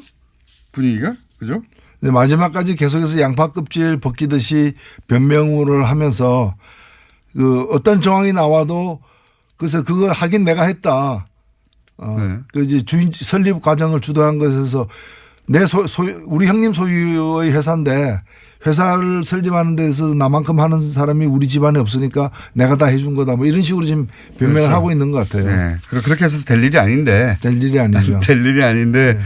어떻게든 끝까지 인정하지 않는 게 이명박 전 대통령의 특징이니까요. 그렇죠. 모든 의혹에 대해서 항상 그래왔습니다. 절대 인정하지 않는 것으로. 그리고 나서 어떻게든 해결하려고 하죠. 뒤로. 과거에는 그게 통했습니다. 대통령이기도 했고 이번에는 어렵다. 그런 생각이 저는 들고 게다가 특활비까지 이게 터졌어요. 예, 그 특활비는 사실 대통령의 지시가 아니고서는 갈 수가 없는 돈이에요. 실제로 그렇죠. 다른 지금 박근혜 정부 때도 특활비 간 걸 보면은 국정원장이 다 알잖아요. 예. 그 정도에서는 국정원장이 모르고서는 갈 수가 없거든요. 국정원 직원이 마음대로 줄 수 없는 액수 아닙니까? 그렇죠. 그 국정원장이 안다는 얘기는 돈을 달라고 한 쪽이 예. 단순 청와대가 아니고 단순 청와대 실무자가 아니라 그쪽 대통령이 했다는 거죠. 대통령이 아닌데 어떻게 국정원한테 돈 달라고 합니까? 이게 세상에 그거야. 예. 상상할 수 없는 일이죠. 천하의 사기꾼도 그 짓은 못 하는 거죠. 그래서 뭐 너무 뻔한데 이와간 이제 또 아니라고 하고 있고요. 저는 오늘 이제 어제 나온 뉴스 중에 주목하는 게 중앙일보에 보던데 2011년에 방미했을 때 그때 국정원 특활비를 환전해서 가져갔다는 거 아닙니까? 공식적으로 방미했는데 국정원 특활비가 왜 필요합니까? 예. 그래서 지금 사실은 그 국정원 특활비가 그 법원 등 영장 등에 의해서 심사 과정에서 인정된 거는 4억 플러스 알파입니다. 예. 2억 플러스 2억 플러스 알파인데. 그게 다겠느냐. 그게 다가 아니죠. 그리고 예. 그 중에 보면은 청와대 기념품 2억 이런 게 있습니다. 말도 안 되는. 아니 그러면 기념품 2억 그 사소한 일에 2억씩이나 갔다면은 예. 그 전에 없었고 그 후에 없었겠느냐. 그러니까요. 레일 깔아놓고 기차 한 번만 지나갔다. 이게 누가 믿습니까? 처음에 어렵지. 한번 열렸으면 계속 오는 거죠. 그렇죠. 예. 영수증 안 남다고 생각하고 특히 이 2011년 방미 기간에 그 가져갔다고 하는 특활비 있지 않습니까? 그거는 그 보도가 이명박 전 대통령 부부라고 표현해서 나왔거든요. 그 얘기는 굳이 부부라고 표현한 이유가 있는 것 같아요. 그 중에 일부가 혹여 당시 김웅 여사한테 간 게 아닌가. 그랬다면 양상이 달라지는 거 아닙니까 이제. 부부는 뭐 경제 공동체니까 같이 썼겠죠. 그걸로 예를 들어서 뭐 굉장히 사적인 용도의 돈을 썼다든가. 그렇죠. 뭐 박근혜 대통령도 기치료, 예. 국가의상원, 뭐 의상 만든 데도 썼으니까요. 굉장히 사적인 용도에 썼다는 게 일부라도 드러나면 이건 양상이 완전히 달라질 수 있습니다. 개봉박도입니다. 혹시 뭐 아시는 거 없습니까? 나오리라고 확신합니다. 그렇군요. 확신하시는 거 보니까 뭔가 아시는 이야기가 있는 것 같은데 저도 좀 들은 얘기가 있고요. 방송 끝나고 한번 맞춰봐야 되겠습니다. 자, 여기까지 듣겠습니다. 지금까지 정의당 노회찬 원내대표였습니다. 감사합니다. 네, 감사합니다. 자, 어제 시간이 2분밖에 안 남아가지고 단 2분 인터뷰로 상품권 페이를 실검 2위에 올렸던 한겨레 21 김한 기자 있죠. 그리고 또 저희 고정 패널을 하다가 밉상이 된 이후에 뜨문뜨문 나오고 있는 하영 기자 두 분이 한꺼번에 나와가지고 예. 어제 이분을 만회하기 위해서 두 아이템을 한 번에 처리하는 것으로 시간을 떨어 마련했습니다. 자, 김한 기자 나오셨습니다. 네, 안녕하세요. 네, 밉상 하영 기자 나왔습니다. 예, 한겨레 21 하영 기자입니다. 하영 기자입니다. 두 분이 나오셨는데 어제 못한 얘기도 짧게 하고 그리고 또 밉상 하영 기자가 특종을 들고 왔어요, 사실은. 그래서 어제는 2분 드렸으니까 오늘 3분 드리겠습니다. 네, 210초 정도 주십시오. 네, 210초. 20일이니까 네. 210초. 자, 상품권 페이 문제 쫙 한번 정리해 주죠. 순식간에 정리해 주세요. 네, 우선 모든 방송사들이 일제히 침묵하고 있는 가운데 두 번이나 불러준 TBS에 감사드리고요. 그 역시 방송 비정규직인 공장장님이 관심이 많은 것이 아닌가 뭐 이런 생각을. 저희 작가들이 관심이 많아요. 해봅니다.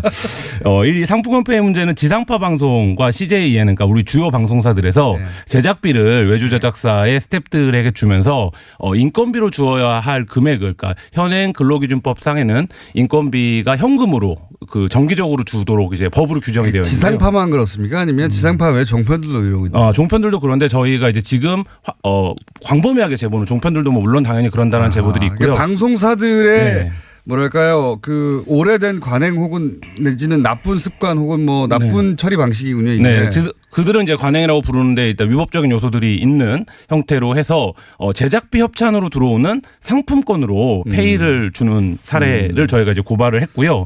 저희가 이제 보도한 사례를 보면 SBS의 동상이몽이라는 프로그램을 찍었던 감독님 같은 경우는 임금 6개월이나 밀렸는데 그 밀린 임금 6개월을 4개월 후에 상품권 900만 원으로 받는 사례까지 있을 정도로 굉장히 좀 악질적이고 그 방송사 내의 차별 구조와 갑질 관계를 극명하게 보여주는 이런 문제로 저희가 상품권 페이를 고발을 했습니다. KBS의 사례도 그때 보도가 됐던가요? 네, KBS에서도 다 아실 텐데요. 개그 콘서트 개콘 같은 대표적인 프로그램. 네, KBS가 이제 공채 개그맨들을 뽑아서 이제 개그 콘서트에 출연을 시키는 방식인데요. 이 개콘에 보면 바람잡이가 있습니다. 방송 앞뒤로, 그러니까 앞이랑 중간에.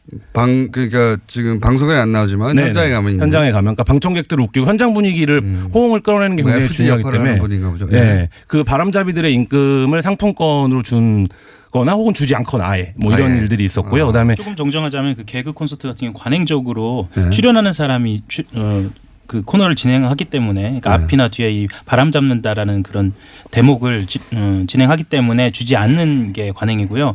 대신에 이 바람을 잡는 이 중간 MC 사전 MC를 다른 예능에서 씁니다. 예를 들면 일대백이라든가 공개 녹화 프로그램에서 쓰고는 이제 상품권을 지급하는 경우가 많아서요. 그렇군요. 그렇게 네. 그 SBS에도 이제 웃음을 찾는 사람들이라는 지금은 종방된 공개 녹화 형태의 코미디 프로그램이 있었는데 이 프로그램에서도 이제 개그맨들이 바람을 잡으면 상품권을 이제 앞바람은 2장, 그다음에 중간에 잡으면 뭐 1장 이런 식으로 해서 이제 상품권으로 페이를 지급하는 사례들을 확인을 했습니다. 종편은요? 종편은 뭐 돈을 떼먹었다라는 제보가 더 많을 정도로 아예 상품권이라도 주지 그게 아니라 아예 떼먹었다. 뭐 6개월 촬영했는데 뭐 돈 못 받았다 이런 제보들도 있었는데 종편들은 아직까지 사회적인 측면에서 이제 지상파 방송이 중요한 역할들을 담당하고 있기 때문에 지상파 방송을 우선 이제 취재를 해서 고발을 했습니다. 종편은 아예 떼먹은 케이스들이 많이. 그러니까 이제 그 방송사 이게 영화도 마찬가지인데 사실. 그렇죠. 영화 같은 경우에는 노조가 각 직역별로 생겨가지고 좀 많이 좋아졌습니다. 예전에는 영화는 뭐 대단했죠. 네, 사례를 보면 뭐 1년 일했는데 뭐 100만 원 받았다는 사람들도 있고. 영화 같은 경우에는 지금 이제 지적해 주신 대로 그 표준계약서가 도입이 됐습니다. 몇 년 전에. 그래서 그 표준계약서가 도입된 이후에는 그 임금 문제라든지 노동 환경이 많이 개선이 됐는데 방송은 뭐 아직 계약서도 안 쓰고 일하는 것이 더 많을 정도로 그 산업 규모나 우리가 이제 흔히 접하는 빈도에 비해서는 굉장히 산업 체계가 안 잡혀 있는 이런 상태입니다. 알겠습니다. 이것은 노동부 장관이 실태 조사를 해서 조치를 해야 될 사안 같고, 자 하영 밉상하영 특종 뭡니까? 한 매체 기자가 둘이 나와서 이렇게 방송한 경우가 있나요? 아니 어제 저희가 하도 2분으로 1+1 2분으로 하대를 해가지고 1+1으로 진짜 자 빨리. 솔직히 말씀드리면 주문 생산형 브리핑입니다. 주문 생산형 브리핑. 자 UAE 관련해 가지고는 얘기 많이 나왔는데 근데 완전 다른 각도에서의 특종을 하나 들고 나왔어요. 감춰진 인물이 하나 있다. 제보를 받았는데요. 키맨이 하나 있다. 키맨이 있다. 엄청난 국기문란 사건 2가지 군에서 벌어졌는데 그게 UAE하고요. 군 사이버사령부의 정치 개입 댓글 사건이었어요. 이것을 연결시키는 고리가 있다. 이 사람을 찾아라 이런 제보를 받았어요. 사이버사령부 댓글 공작과 UAE에 지금 문제가 되고 있는 비밀 군사협정과 둘이 상관없이 보이는데 공통점이 있다? 그래서 찾은 인물이 연재욱입니다. 사이버사령관? 사이버사령관. 이분 이름 참 많이 나왔는데. 연재욱 전 사이버사령관 같은 경우에는 원래 정책통이에요. 정책통? 정책통이고 그래서 실제로 참여정부 시절에 청와대 근무도 했었습니다. NSC. 그 이력 때문에 이명박 정부 들어서 좌천이 됩니다. 그래서 끊임없이 재계 발판을 노렸어요. 네, 실제로 군에서는 장포대라는 이름이 있는데 이게 장군 포기한 대령을 장포대로 가는데 보통 3번 장성 진급이 안 되면 포기를 합니다. 끝나는 거죠. 근데 연재욱 대령은 4번을 탈락을 하게 됐어요. 그러면 끝났어야 하는 건데. 기회가 한번 주어집니다. 그게 언제냐면 그 UAE의 비밀 협정, 군사 협정의 초안을 작성하는 TF가 국방부 내에 비공개 형태로 만들어집니다. 그러니까 이 UAE 비밀 군사 협정의 초안을 만든 TF의 연재욱 당시 대령이 책임자였다? 책임자였습니다. 그렇게 연결되는 거군요. UAE와 군사 협정을 위한 국방협력 TF입니다. 정확하게는. 그러면 이분은 정확하게 내막을 알고 있겠네요. 뭐 그런데 지금 네이버에 검색하시면 연재욱이라는 인물은 인물 검색으로 안 나옵니다. 왜 그래요? 나오지 않더라고요. 그래서 실제로 그래요? 연재욱이 궁금하시면 안 나옵니다. 그러면 연재욱이 실검일이에요. 영화 배우 연재욱 씨밖에 안 나오네요? 오호. 어쨌든 그래서 다음 포털이나 다른 사이트에서 찾으셔서 그 사람이 누군가 알아보셔야 할 것 같고요. 조금만 더 설명을 드리면 당시에 2010년에 초안을 작성하는 과정에서 육군 대령과 중령 1명씩 파견받아서 진행을 하고요. 이듬해에 중령 1명씩을 각 해군과 공군에서 지원받아서 증편을 합니다. 그런데 이상한 점이 있었는데 왜 책임자가 드러나지 않았느냐. 국회 견제를 받지 않은 그런 예산을 썼어요. 별도 예산 없이 국제정책관실의 운영비를 사용했어요. 그래서 당시에 ETF는 제가 출입하고 있었을 때였거든요. 완전히 존재가 감춰진 TF였네요. 그렇죠. 알 수가 없죠. 왜냐하면 예산을 따로 받으면 예산조차 다른 데서 받았으니까 존재 자체를 알 수가 없는 거예요. 국감을 통해서 알 수가 있으니까요. 그러면 여기서 이제 설명을 드려야 하는 게 군 사이버 사하고 어떻게 연관이 돼 있느냐? 네. 그 UAE 이 협정의 초안이 마무리되고 이게 본 궤도에 올라가면서 김종대 의원이 이제 뭐 이게 완성 단계에 들어가서 외교부에 뭐 이렇게 전달을 하고 뭐 이런 과정에 그러니까 초안이 완성된 단계에서 어떤 일이 있었냐면 군 사이버 사령부가 그 시기에 그 창설이 되고 우리가 아는 정치 개입의 시작 단계로 들어갑니다. 그런데 2010년 1월 1일 날 만들어진 사이버 사령부가 내부적으로 조율이 안 되기 시작해요. 그러니까 말하자면 그 사령관이 기무사라든가 국정원의 그 출입을 막는다든지 외부 협조 없이 본인이 그 정치 댓글을 그러니까 정치 개입을 주도하는 모양새를 보여요. 네. 그래서 이 상황을 타개하기 위해서 보내야 할 사람 한 사람을 찾습니다. 이 사람이 이제 연지욱 대령이 그러니까 장군으로 승진하면서 가게 되는 거예요. 사이버 사령부가 처음에 기획했던 대로 잘 안 돌아가더라. 예. 잘 안 돌아가서 요거 그 통제하고 정부가 원하는 방향으로 잘 이끌 사람이 필요했는데 예. 그 사람으로 소위 이제 비밀 군사협정의 책임자였고 네. 그리고 장군이 되기를 너무나 원하나 장군이 못 되고 있었던 이 양반을 보내서 충성하도록 만든다. 예. 그런 거네요. 예, 네. 이게 그래서 여기서 연결되는 사람들이 다 등장해요. 당시 김태형 장관 시절이거든요. 네. 김태형 장관 시절에서 김관진 장관 시절로 넘어가고 여기에 이제 연지욱 장군이 연결고리가 되는 겁니다. 최근에 밝혀진 바로는 김태형 장관 시절에도 댓글을 했다는 거거든요. 그러면 사이버 사령부의 정치 개입 사건 같은 경우에는 김태형, 김관진 그 고리에 연재욱 그리고 UAE 협정 같은 경우에도 김태형, 김관진 그리고 연재욱. 김관진 장관을 제가 왜 말씀을 드리냐면 김관진 장관 UAE하고 관련이 돼 있어요. 네, 그건 많이 알려져 있지 않은데 거꾸로 김태형 장관도 사이버 사령부 댓글하고도 관련이 있는 거네요. 그럼. 네. 당시에 VIP를 결사옹이하라 뭐 이런 댓글을 다른 것으로 이미 보도가 나온 바가 있어요. 누가 그런 댓글을 달았다는 겁니까? 사이버사에서 김태형 장관 시절에. 김태형 장관 시절에. 예. 제가 시간이 얼마 안 남으니까 마음이 급해가지고 말이 막 나오는데. 저도 많이 남아도 말을 막 했어요 이때까지. 아 그런가요? 그리고 여기서 이제 새로 짚을 포인트는 김태현 전 장관이 사이버 사령부하고도 관련이 있고, 예. 김관진 전 장관이 UAE 비밀 협정과 관련이 있다는 거네요. 예. 그 김관진 전 장관 같은 경우에는 UAE 국왕을 대신한 그 대사관으로부터 지난해 5월에 전략적 동반자 관계에 기여했다라고 훈장을 받습니다. UAE 입장에서 예. UAE가 좋아할 만한 일을 많이 했다는 얘기네요. 그러니까 이게 전략적 동반자 관계라는 게 굉장히 중요해요. 여기에 이제 아마 생략된 단어가 전략적 앞에 군사 전략적이 생략이 돼 있을 겁니다. 원전 전략적은 아니겠죠. 네, 원전 전략적은 아니죠. 군인인데. 예. 그래서 김관진 장관과 김태형 장관 그리고 연재욱과 이렇게 통으로 묶여지는 사건이 두 개가 그대로 드러난다. 지금 만약 김관진 전 장관이 구속돼 있었다면 사실 UAE 관련해서 딱 물어보면 되는데. 그렇죠. 예. 지금 석방이 되신 바람에. 그리고 김태현 전 장관은 아예 댓글하고는 상관없는 것처럼 우리가 알고 있었는데 그게 아니다. 예. 이분도 그러면 이분이 있을 때 처음 시작한 거니까. 예. 그죠? 네. 이분도 잘하면은 이 건으로 다시 걸려 들어갈 수도 있겠네요. 그리고 이 세 사람의 공통점이 또 있습니다. 뭐가 있어요? 독일 육사파 출신입니다. 흔히 이제 독사파라고 이야기하죠.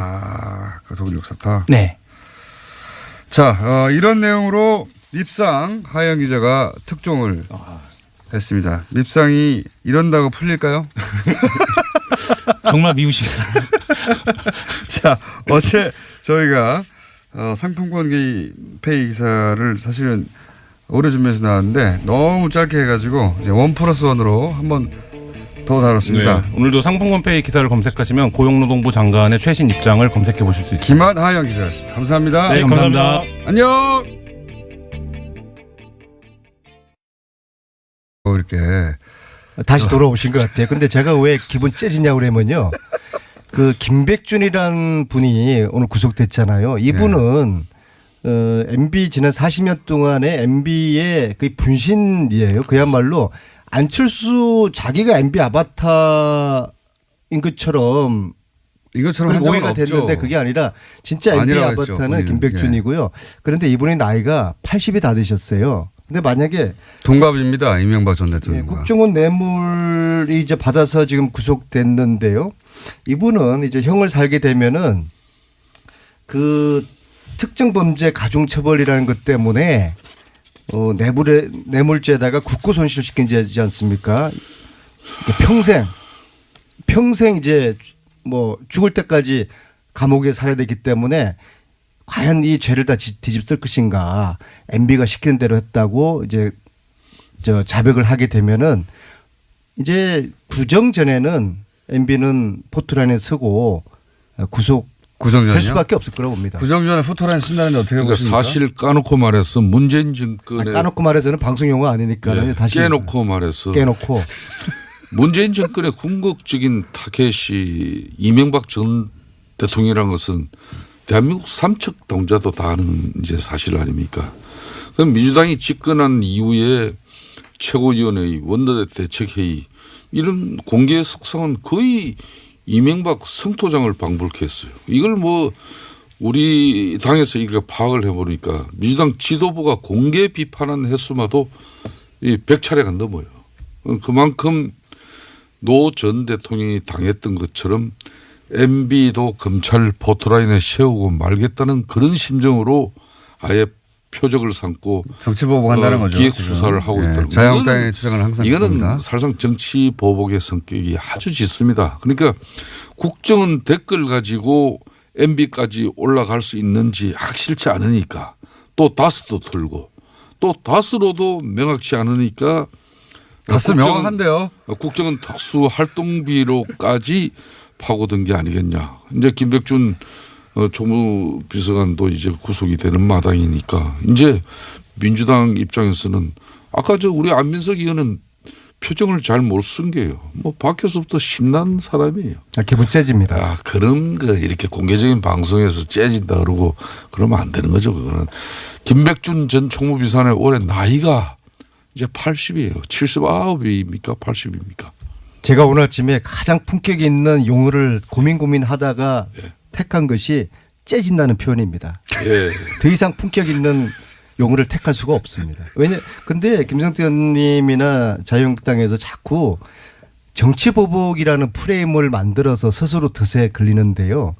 과거의 죄를 단죄하는 거, 과거의 정의와 진실을 밝혀내는 이것이 정치보복이라고 하면은 대한민국의 정의와 진실은 없는 겁니다. 안민석 의원님. 그리고 팩트를 가지고 사실을 가지고 말씀을 하셔야죠. 무조건 정치보복을 우게 되면 안 되고요. 어떻게 20대 여직원이 120억 원을 횡령했습니까?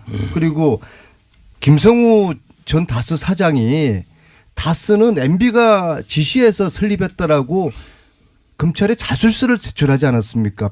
빼박이 돼버린 거예요. 그리고 MB의 아들 이시영 씨 이분이 다스에서 초고속 승진을 5년 동안 했어요. 이런 팩트를 가지고 이것은 사실이 아니다라는 반박을 하셔야지 무조건 진실이 밝혀지는 대로 그것은 정치보복이라고 해버리면은 제가 다 그런 게 아니에요. 빠지는 겁니다. 안민석 의원님. 저는 처음부터 다스 문제는 MB 개인의 문제이고 또 MB가 직접 해결해야 할 문제해야 할 사안이라고 제가 원내대표가 되고 나서 공개적인 입장을 가진 사람이에요. 그렇지만 아까 말씀드린 이 특활비로 가지고 이제 또 김백준 전 청와대 총무비서관이 구속되고 이 특활비의 사용용처가 MB 지시에 의해서 이루어졌다는 걸 그렇게 이제 맞춰가는 거 아닙니까? 이렇게 가는 부분은 이거는 저는 자, 특활비라는 부분, 특활비가 뭡니까? 이 국정원 특활비가. 제가 지난 정권 될 수 있으면 안 하려고 그러는데 DJ 노무현 정권에서는 그걸 가지고 때로는 수조원 북한의 김정일 정권에게 오늘날 핵미사일로 되돌아온 북한의 통치자금으로까지 전달된 거예요. 또 아울러서 수조는 과장인데요. 그래도 DJ와 노무현이가 국정원에서 돈을 받았습니까? 못하게 하지 마시고요. DJ 최측근인 사람들이 김옥두 전 총장이라든지 이런 건노갑 이런 최측근이라는 사람들도 국정원 수표에 사용한 그런 내용들이 이미 나오고 있지 오늘 않습니까? 이 방송 끝나면 제가 욕먹게 생겼어요. 제발 저한테 김성태 의원님이 엉뚱한 말씀하시면 자꾸 사람들이 저한테 안민석 당신이 김성태 1년 반 동안 길을 잘못 들어가지고 이상해졌다라고 하면서 저한테 뭐라고 그러시는데 제가 원내대표 방송에서 반박하시면 되지 않습니까? 원내대표 되셨을 때 세 가지 제가 3불 원내대표로서 성공하기 위해서는 3불 이거를 명심하시라. 기억 안 나십니까? 첫 번째 적폐청산 이거 방해하지 마라 이러셨죠. 자꾸 저는 그런 식으로 물타기 하시고 그 정치보복이라 하시면은 적폐청산 방해하는 겁니다. 근데 두 번째 홍준표 사당화. 세 번째가 두 번째. 세 번째가 생각 안 나가지고 갑자기 메모를 뒤적뒤적. 아니 제가 워낙 이제 충정어린 제가 말씀드리다 보니까 홍준표 사당화 여기에 휘둘리지 마라. 세 번째가 뭡니까? 세 번째가 친박 그대로 두지 마라. 김백준 기획관 같은 경우에는 이제 국고 손실 부분이 가장 큰 문제였고, 그다음에 김진모 전 비서관 같은 경우에는 업무상 횡령이 가장 큰 문제였다. 이렇게 좀 해석이 되네요. 어떻게 해석하든 간에 어쨌든 돈을 받은 건 확실하고, 그죠? 그렇죠. 네, 그렇죠. 확실하고, 네. 그거는 뭐, 입증이 됐다고 본 거죠. 김백준 전 기획관이 아무리 부인하더라도, 예. 그렇죠. 그거는 어제 뭐 말씀드렸다시피 그 돈을 줬다고 얘기하는 사람의 진술이 얼마나 합리적이고 일관성이 있고 신빙성이 있느냐의 문제이기 때문에 뭐 받았다고 이렇게 혐의를 받는 사람이 부인한다고 해서 될 문제는 아니었거든요. 자, 그건 여기까지 하고요. 제가 연결한 김에 한 가지만 더 여쭤보겠습니다. 어제 사실은 이 사법부, 그러니까 사법부에 저걸 뒀던 분들이나 저걸 두고 있는 분들한테는 굉장히 중요한 뉴스가 나오는데 크게 다뤄지지 않아서 한 가지만 여쭤보자면 그 양승태 대법관 시절에 블랙리스트 있다고 하는 이야기는 뭐 오랫동안 나왔습니다. 작년부터. 근데 드디어 확인이 되고 있는 거죠, 지금. 확인이 되고 있습니다. 그리고 또 게다가 법원 행정처의 비판적인 판사. 법원 행정처의 비판적이라는 건 이제 양승태 대법원장이 비판적이라는 거죠. 그죠? 예. 그렇죠. 똑같죠. 예. 그렇게 비판적인 판사에 대해서 대응 내용을 담고 있는 문건도 또 나왔어요. 네. 그리고 뭐 선거에 개입한 그 단독 판사회 의장 선거에 의장 후보로 나온 사람들에 대한 얘기도 나오고. 그러니까 이게 블랙리스트뿐만 아니라 선거 개입 이렇게 되면 이명박 박근혜 정부가 했던 것과 똑같은 일을 사법부가 했다는 게 되는 거단 말이죠. 그렇죠. 예. 제가 궁금한 건 이겁니다. 거기까지는 언론 보도로 알겠어요. 근데 이렇게 되면 양승태 대법원장 혹은 이런 문서를 작성하는데 관여하거나 지시하거나 한 사람들도 사법 처리 대상이 될 수 있는 겁니까? 전재 판사. 당연하죠, 그거는. 네. 그렇습니까? 그건 당연한 그 대법원 판례가 일관되게 얘기하고 있는 것이 뭐 양승태 대법원장이야 그렇다 치고 그 법원행정처에 근무했던 부역자들 같은 경우에 상관이 위법한 명령을 했다고 해서 거기에 반드시 따라야 될 의무가 있는 것은 아니다라는 게 일관적인 대법원 판례거든요. 그러니까 위에서 시켰다 그래서 뭐 책임을 면할 수 있는 그런 건 아니고요. 그리고 이 그 행동이 지금 공장장님께서 말씀하셨던 그런 일련의 뭐 선거 개입이라든가 블랙리스트 작성이라든가 불이익을 준다든가 하는 것들이 형법상 직권남용죄에 해당이 될 수 있거든요. 직권을 남용해가지고 뭐 권리 행사를 방해한 경우에 이제 5년 이하의 징역, 뭐 10년 이하 자격정지, 1,000만 원 이하 벌금 이렇게 규정이 돼 있는데 더 하나 이제 그러니까 사법처리 대상은 너무 당연한 거고요. 또 하나 관심이 가는 게 오늘자인가 중앙일보 1면에 났다고 얘기가 전해지고 있는데 뭐 판사들이 지금 예년에 비해서 80명 정도 사표를 내겠다고 이제 2배 정도가 더 내겠다고 이렇게 보도가 나온 게 있더라고요. 근데 보면 그 지금 사표를 내겠다고 하는 사람들로 일컬어지는 그 기사에 나와 있는 명단들을 쭉 보니까 거의 하나같이 법원행정처 근무자들인 거예요. 그래서 이게 지금 뭐 중앙일보는 뭐 거기에 대해서 뭐 김명수 체제에 대한 반감이다 이렇게 해석을 했는데 제가 보기에는 이 김명수 체제에 대한 반감보다는 이 사람들이 지금 공장장님 말씀하신 대로 이런 행위를 한 것들이 직권남용죄에 해당할 수 있고 당연히 또 징계사유에 해당하거든요. 이러면은 이 블랙리스트 관련 조사가 정말 본격화되고 수면 위로 완전히 떠오르게 되면 이 사람들도 처벌을 면할 수 없기 때문에 이 경우에는 변호사 등록 거부 사유입니다. 아하. 예, 그러니까 이 사람들로서 빨리 나가야죠. 이제 빨리 나가서 변호사 자격증을 득해야 되는 상황인 겁니까, 말하자면? 그렇죠. 그거라도 시켜야죠, 이제 이 사람. 아. 마지막으로 짧게 하나만 여쭤보자면, 그러면 양승태 전 대법원장도 사법처리 대상이 되어 포토라인에 쓸 가능성도 없는 게 아니다, 이런 말씀이신 거죠? 수괴인데요. 당연히 써야죠. 수괴까지. 우리 여기까지 하겠습니다. 예. 지금까지 법무법인 동안의 이정열 사무장이었습니다. 이게 얼마 만입니까? 내부자 둘. 네. 더불어민주당 안민석 의원 안녕하십니까? 네, 기분 째지는 아침입니다. MB 아바타 김백준이가 구속되었습니다. 수도권 내리사선 안민석 의원입니다. 자유한국당의 원내대표 김성태 대표님 나오셨습니다. 안녕하십니까? 예, 안녕하세요. 네. 뉴스공장 애청자 여러분들 새해 복 많이 받으십시오. 좀 진작에 인사드려야 되는데 늦었습니다. 김성태입니다. 네. 지금 한 달 만에 뵀는데요. 네. 저를 딱 붙잡으시더니 안 의원 최순실 재산 그거는 몰수하자. 특별법 그거 내가 꼭 도와줄게. 그렇게 저에게 그렇게 던졌으면 용기를 주셨어요. 뭔가 저분은 또 말 뱉으시면 또 해요. 가끔 약속을 안 지키는 경우는 있지만은.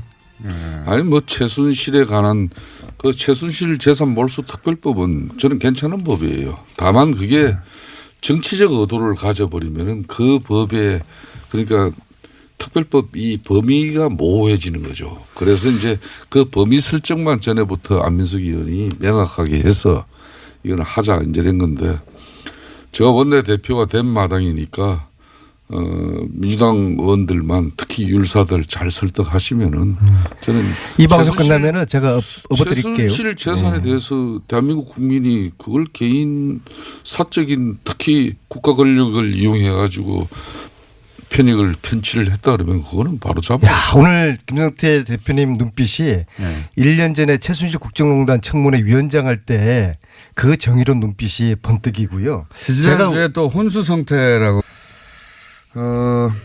저는 이 기사가 의미하는 바가 예를 들어 김용 여사에게 그 일부가 전달된 것으로 혹은 일부라도 사용된 것으로 드러나면 지금까지하고는 전혀 다른 국면으로 이 사안이 전개될 수도 있다라고 생각이 되는 것이 박근혜 전 대통령이 특허비를 가지고 주사 맞고 뭐 자기 집에 보일러 비용 내고 하는 게 도저히 용납될 수 없는 어떤 선을 넘어가는 거잖아요. 만약에 이게 부부 쪽으로 특활비가 흘러갔다는 게 나온다면 국면이 달라질 겁니다. 굉장히. 근데 이 의미 있는 기사라고 봅니다. 방민을 앞두고 특활비 일부가 음악도 나오나요? 특활비 일부가 달러로 환전돼서 건네졌다. 굉장히 이상한 겁니다. 굉장히. 네, 이 기사에 따르면 대통령의 해외 순방 비용은 정식 예산 외에는 보통 청와대 자체 특수활동비로 충당한다고 합니다. 너무 당연한 거 아닙니까? 예, 그런데 국정원 특수활동비가 쓰였다라는 점에서요.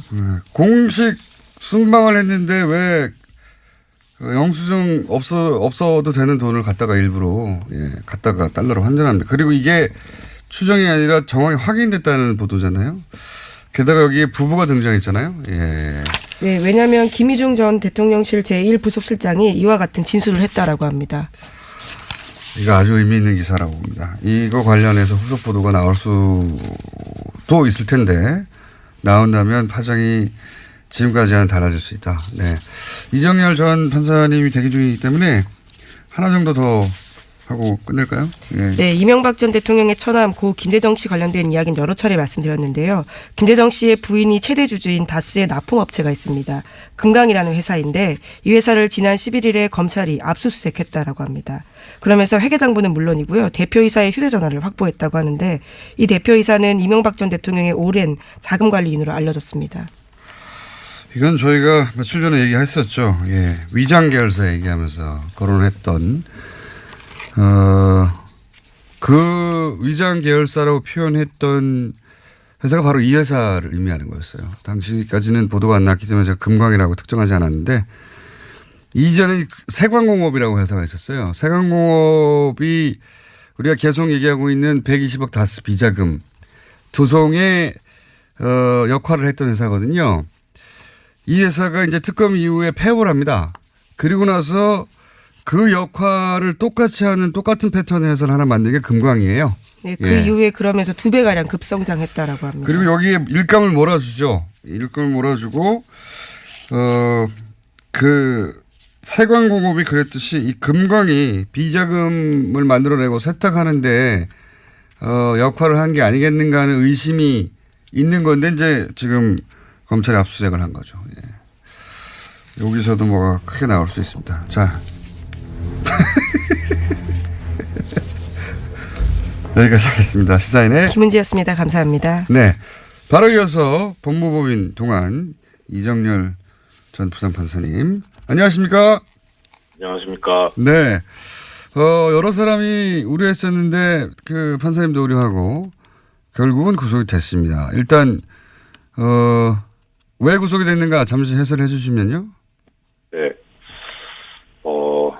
가장 큰 거는 결국 돈 문제에 법원이 상당히 엄격하게 본다. 그러니까 종전에 문제가 됐었던 영장 기각됐었던 부분들은 다 이제 블랙리스트나 뭐 댓글 이런 관련이었었는데 네. 돈 문제가 걸려들게 되면은 그 부분에 대해서는 법원도 어떻게 더 이상 막아줄 수 없는 그런 상황이 아닌가 싶고요. 그리고 개인적인 말씀 먼저 드리면 어제 제가 좀 영장 발부가 회의적이지 않나 싶은 취지로 말씀을 드렸는데 네. 제가 이 범죄 혐의를 제대로 잘 몰라가지고 그래서 제대로 조사를 못한 것에 깊이 사과드립니다. 판사님 잘못하셨어요? 네. 네.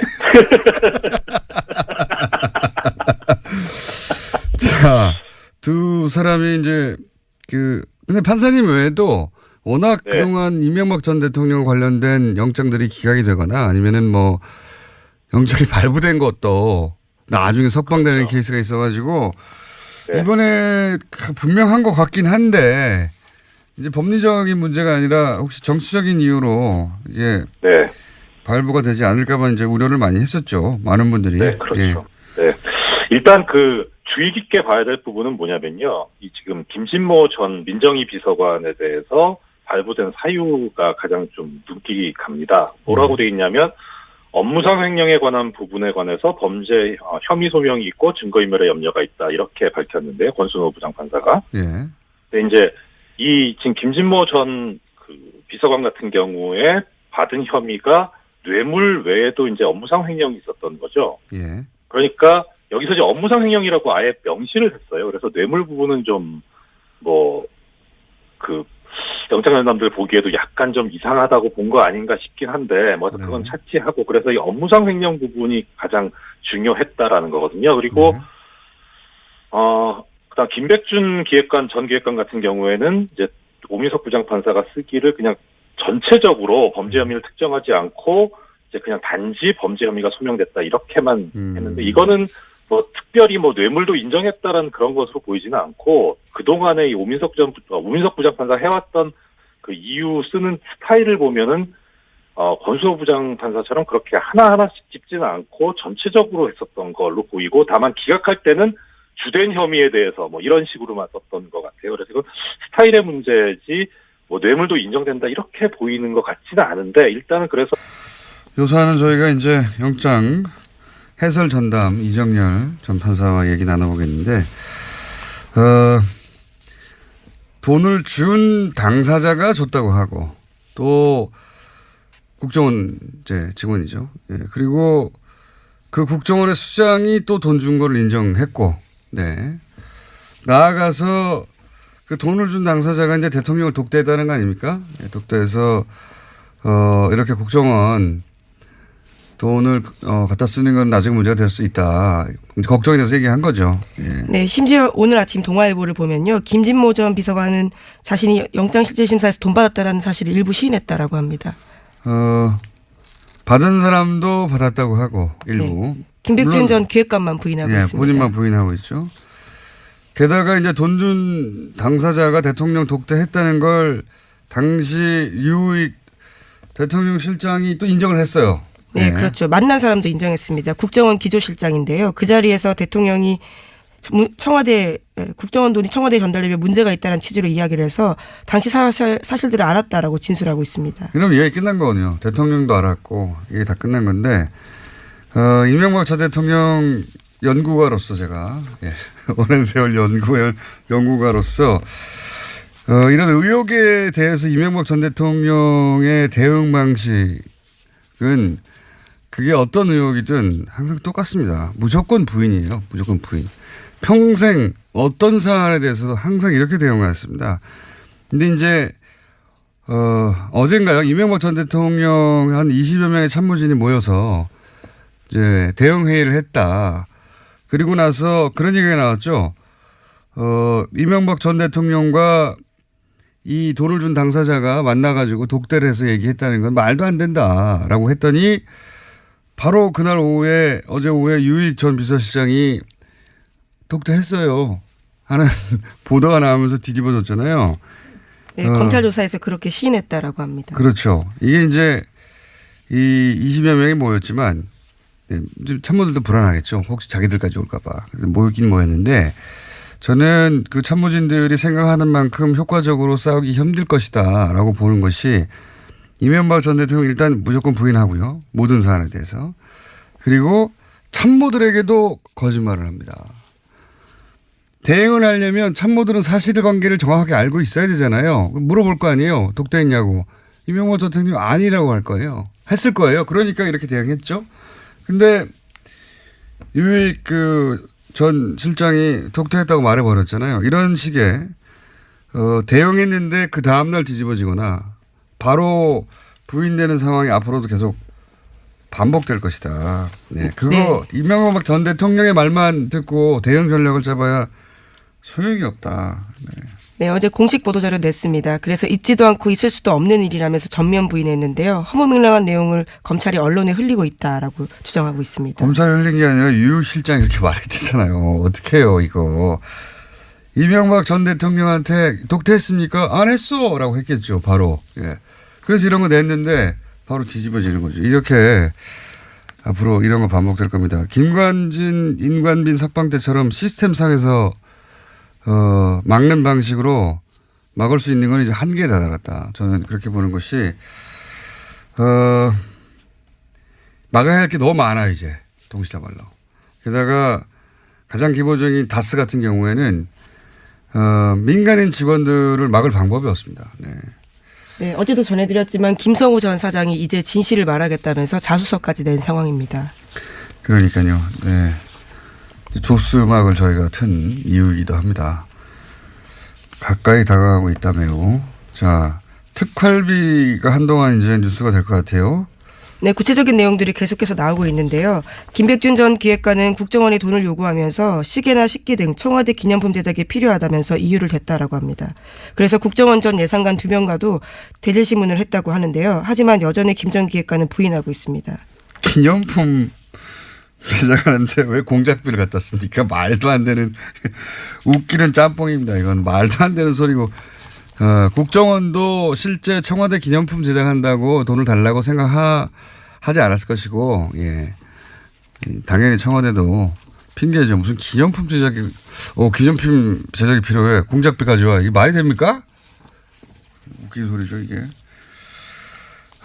특활비 관련한 뉴스가 앞으로 한동안 계속 나올 것 같습니다. 제가 보기에는. 지금도 뭐 쏟아지고 있긴 한데, 그죠? 예, 또 있습니다. 국정원 특수활동비 일부가 달러로 환전이 돼서요. 이명박 전 대통령의 미국 순방 직전에 청와대 쪽에 전달된 정황이 확인됐다고 중앙일보가 보도했습니다. 저는 이 특활비 관련해서는 이게 가장 치명적인 보도의 시작이라고 봅니다. 왜냐하면 생각해 보세요. 미국 순방을 왔어요. 대통령이. 자기 돈으로 밥 먹을 리 있습니까? 그렇죠? 모든 게 공식 행사예요. 백악관에서 밥 주고 돈 달라고 할까요? 아니란 말이죠. 아닌데 왜 굳이 특활비, 국정원 특활비라고 하는 가장 은밀한 이 돈은 딱지가 붙지 않은 돈이어서 절대 들킬 리가 없다고 생각한 이 돈을 갖다 썼겠어요. 그리고 이 중앙일보 보도에 의미심장한 부분이 있습니다. 이명박 대통령이라고 하지 않고 이명박 전 대통령 부부가라고 표현을 했어요. 기사가. 네, 검찰이 현재 그렇게 의심을 하고 있다는 겁니다. 부부가 당시 순방 일정 중에 어떻게 돈을 썼는지 등을 조사한다는 거예요. 여기서 부부가라고 썼지만 이명박 전 대통령은 모든 일정이 공식이고, 그렇죠? 당연히 이명박 전 대통령 지갑에서 돈이 나갈 일이 없어요. 일이. 안녕하세요. 김원준입니다. 김동연 발언의 비트코인 올 들어 최저 수준. 어제자 조선일보 기사 제목입니다. 김동연 경제부총리가 거래소 폐쇄도 살아있는 옵션이라고 해서 가상화폐 가격이 폭락했다는 내용입니다. 호시절 끝났다. 암호화폐 대폭락. 역시 어제 저녁 포털 메인에 걸렸던 우리 정부 대책이 전 세계 암호화폐 시장에 부정적 신호를 줘서 대폭락했다는 업계 주장을 전하는 기사 제목입니다. 김 부총리 발언이 전 세계 가상화폐 폭락의 원인이란 근거가 뭐죠? 기사에는 근거 제시가 없습니다. 100번 양보해서 김 부총리 발언이 영향을 줬다 합시다. 정부 한마디에 전 세계 가격이 몇 시간 만에 20%가 흔들리면 그 자체가 이미 비정상 아닙니까? 그러니까 이게 대폭락이라고 할 게 아니라 거품이 빠진다고 해야 하는 거 아닌가요? 그리고 실명제 한다고 신규 가입자가 늘지 않았다면 실명제 탓에 신규 가입 안 된다고 보도할 게 아니라 실명제 덕에 투기 광풍이 진정된다고 해야 하는 거 아닙니까? 현재 한국 시장이 비정상이라는 걸 전제하지 않는 비트코인 관련 기사는 모두 정부 탓이라고 부추기는 정치적 의도를 가진 것이거나 아니면 기자 자신이 코인을 투자하고 있거나 둘 중 하나 아닙니까? 김원준 생각이었습니다.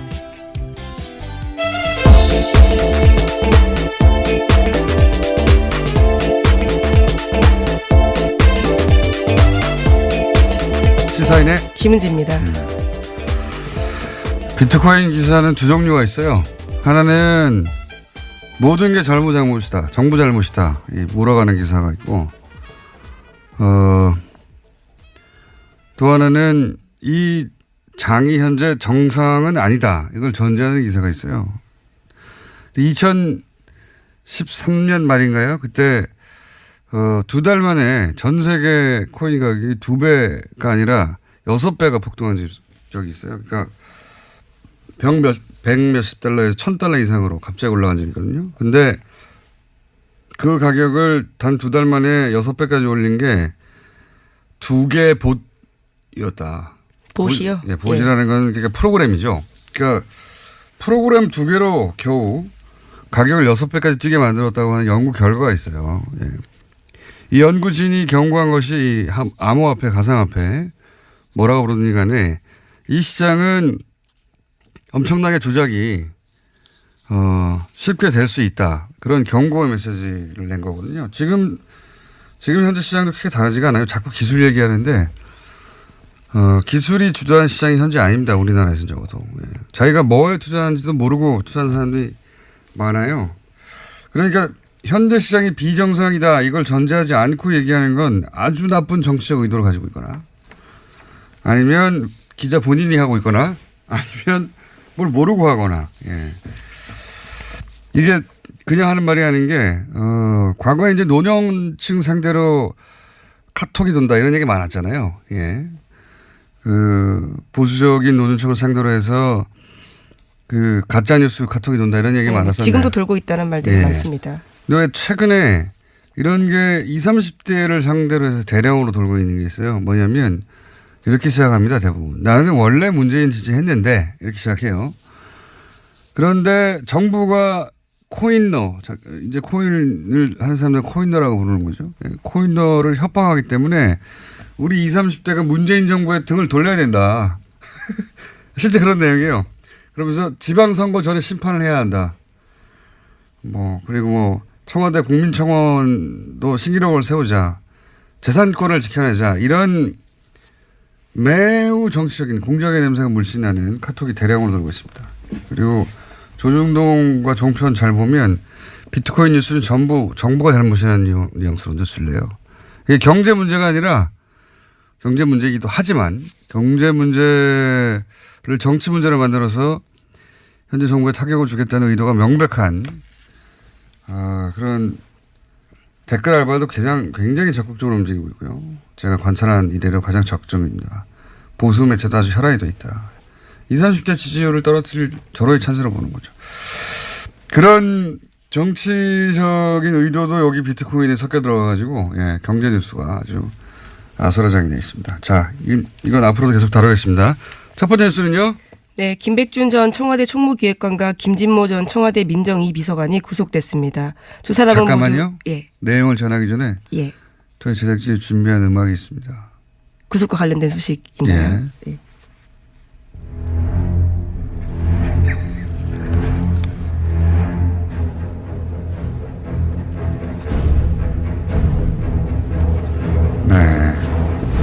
조수의 무언가 다가온다라는 느낌을 주는 음악이네요. 바로 그거예요. 예. 다가오고 있어요? 머지않았어요. 예. 네, 주어가 없습니다. 김백준 전 총무기획관은 여러 차례 얘기했지만 단순한 측근이 아닙니다. 예. 지갑을 지킨다고 하는 사람이었죠. 구속이 됐습니다. 네, 이명박 정부 시절에 국가정보원 특수활동비 받았다라는 혐의로 구속영장이 나온 건데요. 각각의 구속영장 발부 사유는 이렇습니다. 김백준 전 기획관은 죄를 범했다고 의심할 만한 상당한 이유가 있고 증거인멸의 염려가 있다라는 거고요. 또 김진모 전 비서관은 업무상 횡령 부분에 관한 혐의가 소명이 있고 증거인멸의 염려가 있다라고 합니다.